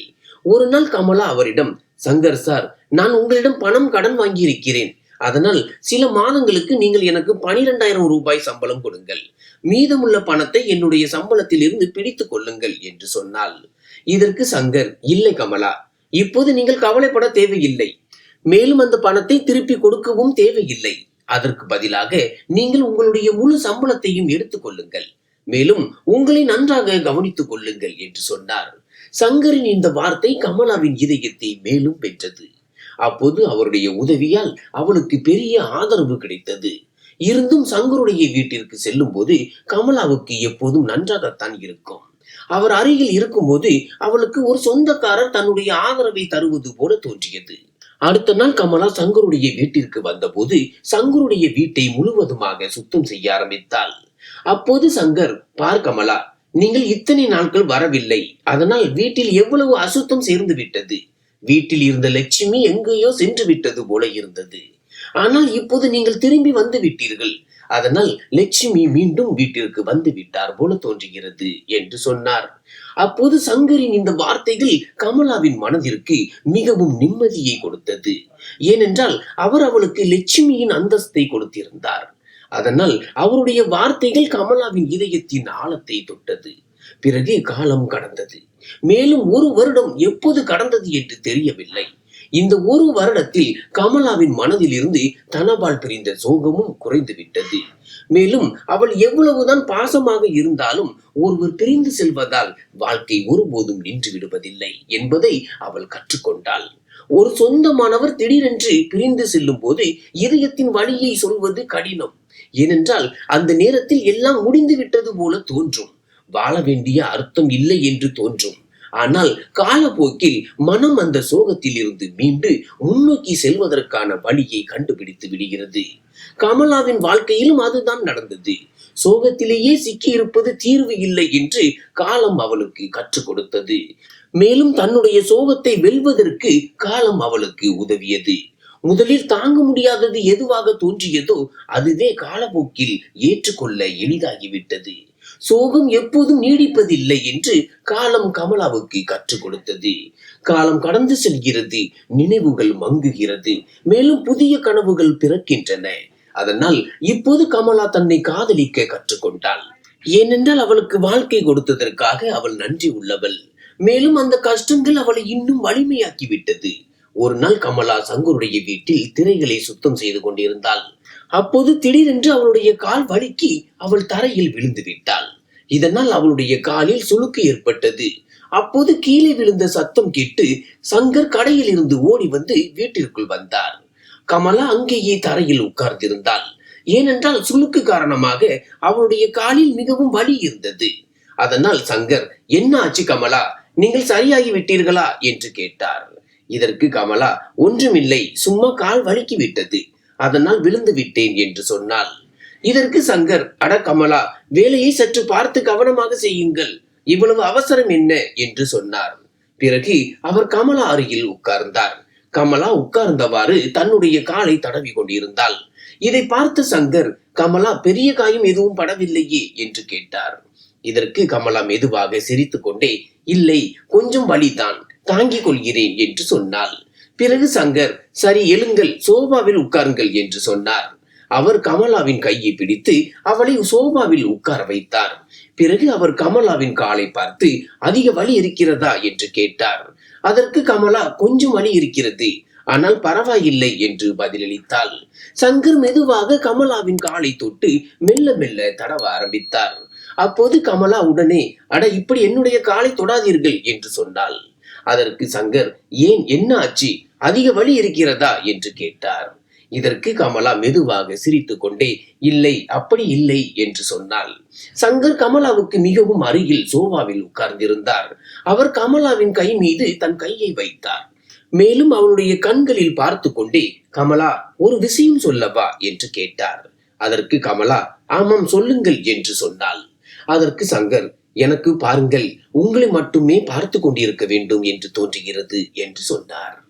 இதற்கு கமலா சிரித்து கொண்டே, அட, என் கால் வலிக்கிறது, மேலும் நீங்கள் என்னை பார்த்து கொண்டே இருக்க வேண்டும் என்கிறீர்கள் என்று சொன்னாள். அப்போது அவள் கன்னத்தில் கை வைத்து சிரித்தாள். மேலும் சிறிது நாணப்பட்டாள். சங்கர் அவளுக்கு இன்னும் அருகில் வந்தார். பிறகு அவர் கமலாவின் கையை பிடித்து, கமலா, நீங்கள் எனக்கு மிகவும் பிடித்திருக்கிறீர்கள். இத்தனை மாதங்கள், வருடங்களாக நீங்கள் என் வீட்டில் வேலை செய்து கொண்டிருக்கிறீர்கள். இப்போது நீங்கள் இந்த வீட்டிற்கு சொந்தமானவள் போல தோன்றுகிறது. எப்படியும் நீங்கள் இல்லாமல் எனக்கு இந்த உலகில் வேறு யாரும் இல்லை என்று சொன்னார். இதற்கு கமலா அதிர்ச்சியுடன், அட, நீங்கள் என்ன சொல்கிறீர்கள் என்று கேட்டாள். அதற்கு சங்கர் தீவிரமாக, உண்மையை சொல்கிறேன், மேலும் மனதில் இருந்து சொல்கிறேன் என்று சொன்னார். அப்போது வெளியே கடையில் இருந்து யாரோ சத்தம் கேட்டது. சங்கர் அண்ணா. அப்போது ஒருவேளை யாராவது வாடிக்கையாளர் வந்திருக்கலாம். அதனால் கமலா உடனே சுதாரித்துக் கொண்டாள். சங்கரும் அவளை விட்டுவிட்டு வேகமாக கடை பக்கம் சென்று விட்டார். கமலாவின் மனதில் ஒரு எண்ணம் வந்தது. இந்த வாடிக்கையாளருக்கு இப்போதே வர வேண்டுமா? கொஞ்சம் கழித்து வந்திருந்தால் இவருக்கு என்ன கெட்டு போயிருக்கும். அப்போது அவள் மனதிற்குள் அந்த வாடிக்கையாளரை திட்டினாள். பிறகு சிறிது நேரம் கழித்து சங்கர் திரும்பி வந்து, மீண்டும் கமலா அருகில் சோபாவில் உட்கார்ந்தார். ஆனால் இப்போது கமலாவுக்கு அவர் பக்கம் பார்க்க தைரியம் வரவில்லை. ஏனென்றால் இப்போது அவளுடைய முகம் வெட்கத்தால் சிவந்து விட்டது. சங்கர் மீண்டும் அவளுக்கு அருகில் வந்தார். பிறகு அவர் கமலாவின் கையை மெதுவாக பிடித்து, கமலா, உங்களிடம் ஒரு விஷயம் கேட்க வேண்டும் என்று சொன்னார். அதற்கு கமலா வெட்கத்துடன், ஆமாம் கேளுங்கள் என்று சொன்னாள். அதற்கு சங்கர் நின்று அவளுடைய கண்களை பார்த்தார். பிறகு, கமலா, என்னை திருமணம் செய்து கொள்வீர்களா என்று கேட்டார். இந்த வார்த்தைகளை கேட்ட கமலாவுடைய இதயம் நிறைந்தது. ஏனென்றால் அப்போது சங்கரின் கண்களில் உண்மையான காதல் மற்றும் அக்கறை இருந்தது. கமலாவின் கண்களில் சங்கருடைய உண்மையான காதலும் அக்கறையும் தெளிவாக தெரிந்தது. கமலா சங்கரை பார்த்தாள். பிறகு சங்கர், கமலா, நான் உண்மையிலேயே மனதில் இருந்து கேட்கிறேன், நீங்கள் என்னை திருமணம் செய்து கொள்வீர்களா என்று கேட்டார். அவருடைய கேள்வி, அக்கறை மற்றும் காதல் கமலாவை யோசிக்க வைத்தது. அப்போது தன் வாழ்க்கைக்கு மீண்டும் அர்த்தத்தையும் ஒரு புதிய தொடக்கத்தையும் கொண்டு வரக்கூடியவர் ஒருவேளை சங்கராகத்தான் இருப்பாரோ என்று அவளுக்கு தோன்றியது. சங்கரின் திருமண முன்மொழிவு கமலாவின் இதயத்தை தொட்டது. ஏனென்றால் அவருடைய கண்களில் உண்மையும் காதலும் தெளிவாக தெரிந்தது. இருந்தாலும் கமலாவின் மனம் குழப்பத்தில் இருந்தது. ஏனென்றால் அவள் அவ்வளவு துன்பங்களை கண்டிருந்தாள், அவ்வளவு கண்ணீர் சிந்தியிருந்தாள். அதனால் இப்போது ஒரு புதிய உறவில் பிணைவது அவளை பயமுறுத்தியது. ஆனால் இதில் சங்கருடைய அக்கறையும் துணையும் அவளுக்கு ஒரு அந்நியமான தைரியத்தை கொடுத்தது. அதனால் கமலா மெதுவாக, சங்கர் சார், எனக்கு சிறிது நேரம் வேண்டும். இவ்வளவு பெரிய முடிவை என்னால் இப்போதே எதுவும் சொல்ல முடியாது என்று சொன்னாள். இதற்கு சங்கர் சிரித்துக் கொண்டே அவளுடைய கையை பிடித்து, கமலா, எவ்வளவு நேரம் வேண்டுமானாலும் எடுத்துக்கொள்ளுங்கள், நான் காத்திருக்கிறேன். என்னுடைய இதயம் உங்களுக்காக மட்டுமே துடிக்கிறது என்பதை மட்டும் தெரிந்து கொள்ளுங்கள் என்று சொன்னார். இதை கேட்டதும் கமலாவின் முகம் மீண்டும் வெட்கத்தால் சிவந்தது. பிறகு அவள் அமைதியாக எழுந்து தன் வீட்டிற்கு திரும்பிவிட்டாள். அன்று இரவு முழுவதும் அவள் சங்கரின் வார்த்தைகளை பற்றியே யோசித்துக் கொண்டிருந்தாள். பிறகு அவள் தன் தாய் சாவித்திற்கு தொலைபேசி செய்து எல்லா விஷயங்களையும் சொன்னாள். அப்போது சாவித்திரி அமைதியாக எல்லாவற்றையும் கேட்டுவிட்டு, பிறகு, மகளே, நீ வாழ்க்கையில் நிறைய கஷ்டப்பட்டிருக்கிறாய். இப்போது யாராவது உனக்கு உண்மையான துணையாக இருக்க விரும்பினால் அதில் என்ன தவறு இருக்கிறது என்று சொன்னாள். ஆனால் ஒரு முறை உன் மனதில் இருந்து யோசித்து பார். சங்கர் நல்ல மனிதர். அவர் உன் ஒவ்வொரு கஷ்டத்திலும் துணையாக இருந்தார். இருந்தும் உனக்கு எது சரியாக தோன்றுகிறதோ அதையே செய். அப்போது அவளுடைய தாயின் வார்த்தைகள் கமலாவுக்கு பெரிய தைரியத்தை கொடுத்தன. அதனால் அடுத்த நாள் அவள் மீண்டும் சங்கருடைய வீட்டிற்கு வேலைக்கு சென்றாள். சங்கர் அன்றைய தினம் சிறிது அதிகமாகவே அவளை கவனித்துக் கொண்டார். அப்போது அவர் கமலா காலை உணவு சமைப்பதை பார்த்து, கமலா, இன்று ஏதாவது ஸ்பெஷலாக செய்யுங்கள், இன்று என் மனது மிகவும் மகிழ்ச்சியாக இருக்கிறது என்று சொன்னார். இதற்கு கமலா சிரித்துக் கொண்டே, என்ன விஷயம் சங்கர் சார், ஏன் இவ்வளவு சந்தோஷமாக இருக்கிறீர்கள் என்று கேட்டாள். அதற்கு சங்கர் கண்ணை சிமிட்டி, சும்மா, நீங்கள் என்னுடன் இருக்கிறீர்கள், அதனால் தான் என்று சொன்னார். இதற்கு கமலா வெட்கப்பட்டாள். ஆனால் அவளுடைய இதயத்திலும் ஒரு மெல்லிய மகிழ்ச்சி அலை ஓடியது. அந்த நாள் வேலை முடிந்த பிறகு கமலா தைரியத்தை வரவழைத்துக் கொண்டு சங்கரிடம், சங்கர் சார், நான் யோசித்துக் கொண்டேன். நாம் இருவரும் சேர்ந்து சந்தோஷமாக இருக்க முடியும் என்று உண்மையிலேயே உங்களுக்கு தோன்றினால் என்னுடைய பக்கத்தில் இருந்தும் சம்மதம்தான் என்று சொன்னாள். இதை கேட்டதும் சங்கரின் முகம் மகிழ்ச்சியால் பிரகாசித்தது. பிறகு அவர் கமலாவின் இரு கைகளையும் பிடித்து, கமலா, இன்று நீங்கள் எனக்கு இந்த உலகின் மிகப்பெரிய மகிழ்ச்சியை கொடுத்திருக்கிறீர்கள். நான் உங்களுக்கு ஒருபோதும் துன்பம் கொடுக்க மாட்டேன் என்று வாக்குறுதி அளிக்கிறேன் என்று சொன்னார். இதை கேட்ட கமலாவுடைய கண்கள் கலங்கின. ஏனென்றால் அப்போது அவளுக்கு வாழ்க்கை மீண்டும் வாழ ஒரு வாய்ப்பை கொடுத்தது போல தோன்றியது. கமலா சம்மதம் சொன்ன பிறகு சங்கர் தாமதிக்கவில்லை. அவர் தன்னுடைய சில நெருங்கிய நண்பர்களிடமும் அண்டை வீட்டாரிடமும் தன்னுடைய மற்றும் கமலாவின் திருமணத்தை பற்றி சொன்னார். பிறகு அந்த கிராமத்தில் அந்த செய்தி தீ போல பரவியது. பிறகு லீலா ஆண்டிக்கு இந்த விஷயம் தெரிந்ததும் அவள் நேராக கமலாவின் வீட்டிற்கு சென்று மிகுந்த ஆர்வத்துடன் அவளிடம் கேட்டாள், கமலா, இது உண்மையா? நீ சங்கருடன் திருமணம் செய்து கொள்ள முடிவு செய்து விட்டாயா? இதற்கு கமலா வெட்கத்துடன் ஆமாம் என்று தலையசைத்தாள்.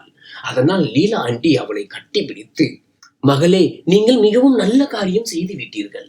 சங்கர் மிகவும் நல்ல பையன். அவர் உன் ஒவ்வொரு கஷ்டத்திலும் உதவி செய்தார். மேலும் இப்போது நீயும் ஒரு சந்தோஷமான வாழ்க்கைக்கு தகுதியானவள் என்று சொன்னாள். பிறகு கமலா தன்னுடைய இரண்டாவது திருமணத்திற்காக தன்னுடைய தாயையும் தந்தையையும் அழைத்தாள். ஆரம்பத்தில் இருவரும் சிறிது தயங்கினார்கள். ஏனென்றால் கமலாவின் இரண்டாவது திருமண விஷயம் அவர்களுக்கு புதியதாக இருந்தது. ஆனால் அவர்கள் சங்கரை சந்தித்த போது அவருடைய எளிமையையும் மற்றும் கமலா மீது அவர் வைத்திருந்த காதலையும் பார்த்தபோது அவர்கள் சம்மதித்தார்கள். பிறகு கமலாவின் தாய் அவளிடம், மகளே, உனக்கு இந்த புதிய உறவு நீ முன்பு பார்க்காத எல்லா சந்தோஷங்களையும் கொடுக்கட்டும் என்று மட்டும் நினைவில் வைத்துக்கொள் என்று சொன்னாள். இதன் பிறகு சங்கருக்கும் கமலாவுக்கும் திருமண தயாரிப்புகள் ஆரம்பமாகின. அப்போது சங்கர், கமலா, நம்முடைய திருமணம் எளிமையாக நடக்க வேண்டும் என்று நான் விரும்புகிறேன். ஆனால் சிவன் கோவிலில் முழு சடங்குகளுடன் நடக்க வேண்டும் என்று சொன்னார். இந்த கருத்து கமலாவுக்கும் மிகவும் பிடித்திருந்தது. பிறகு திருமண நாள் வந்தது. சிவன் கோவில் வண்ணமயமான விளக்குகள் மற்றும் பூக்களால் அலங்கரிக்கப்பட்டிருந்தது. ஜெயஸ்ரீ ஆண்டி, ராமு தாத்தா மற்றும் அங்கு உள்ள பலரும் அங்கே வந்திருந்தார்கள். அப்போது சிவப்பு ஆடையுடன் கமலா ஒரு புதுமண பெண் போல பிரகாசித்துக் கொண்டிருந்தாள். செர்வானியில் சங்கரும் மிகவும் அழகாக இருந்தார். இதையெல்லாம் பார்த்து சாவித்திரிக்கும் ராமுவுக்கும் கண்கள் மகிழ்ச்சியால் கலங்கின. அப்போது பண்டிதர் மந்திரங்கள் சொன்னார். பிறகு கமலாவும் சங்கரும் 7 சுற்றுக்கள் சுற்றினார்கள். அப்போது அங்கு வந்திருந்த மக்கள் கைதட்டி பூக்களை தூவி அவர்களுடைய மகிழ்ச்சியில் பங்கேற்றார்கள்.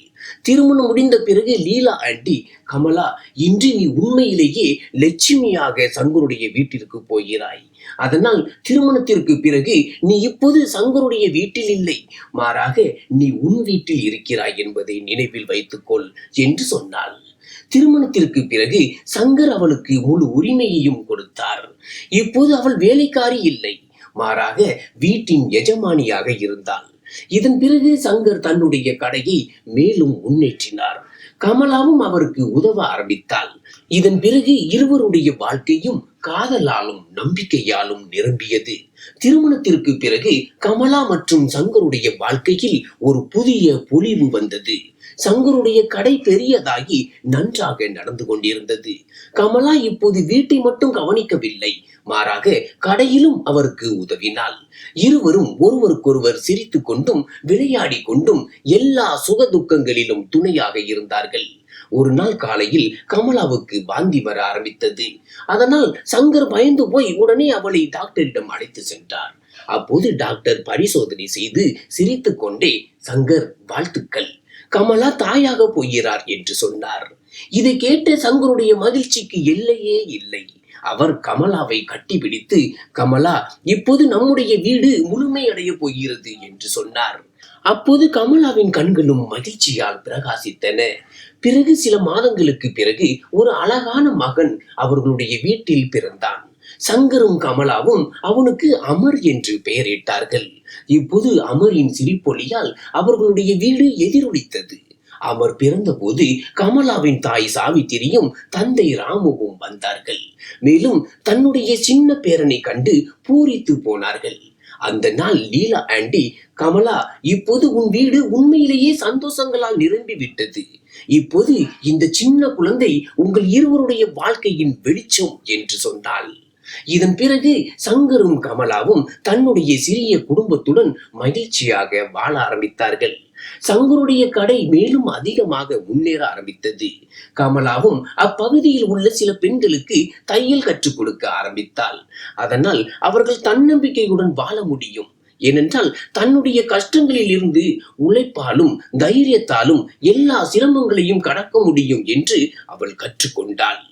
இத்துடன் கமலா இப்போது தினமும் காலையில் சிவன் கோயிலுக்கு சென்று தன்னுடைய குடும்பத்தின் நலனுக்காக பிரார்த்தனை செய்தாள். அவள் அடிக்கடி யோசிப்பாள், வாழ்க்கை எனக்கு நிறைய துன்பங்களை கொடுத்தது, ஆனால் ஒவ்வொரு இருண்ட இரவுக்கு பிறகும் ஒரு புதிய விடியல் வரும் என்று காலம் எனக்கு கற்றுக் கொடுத்தது. நன்றி.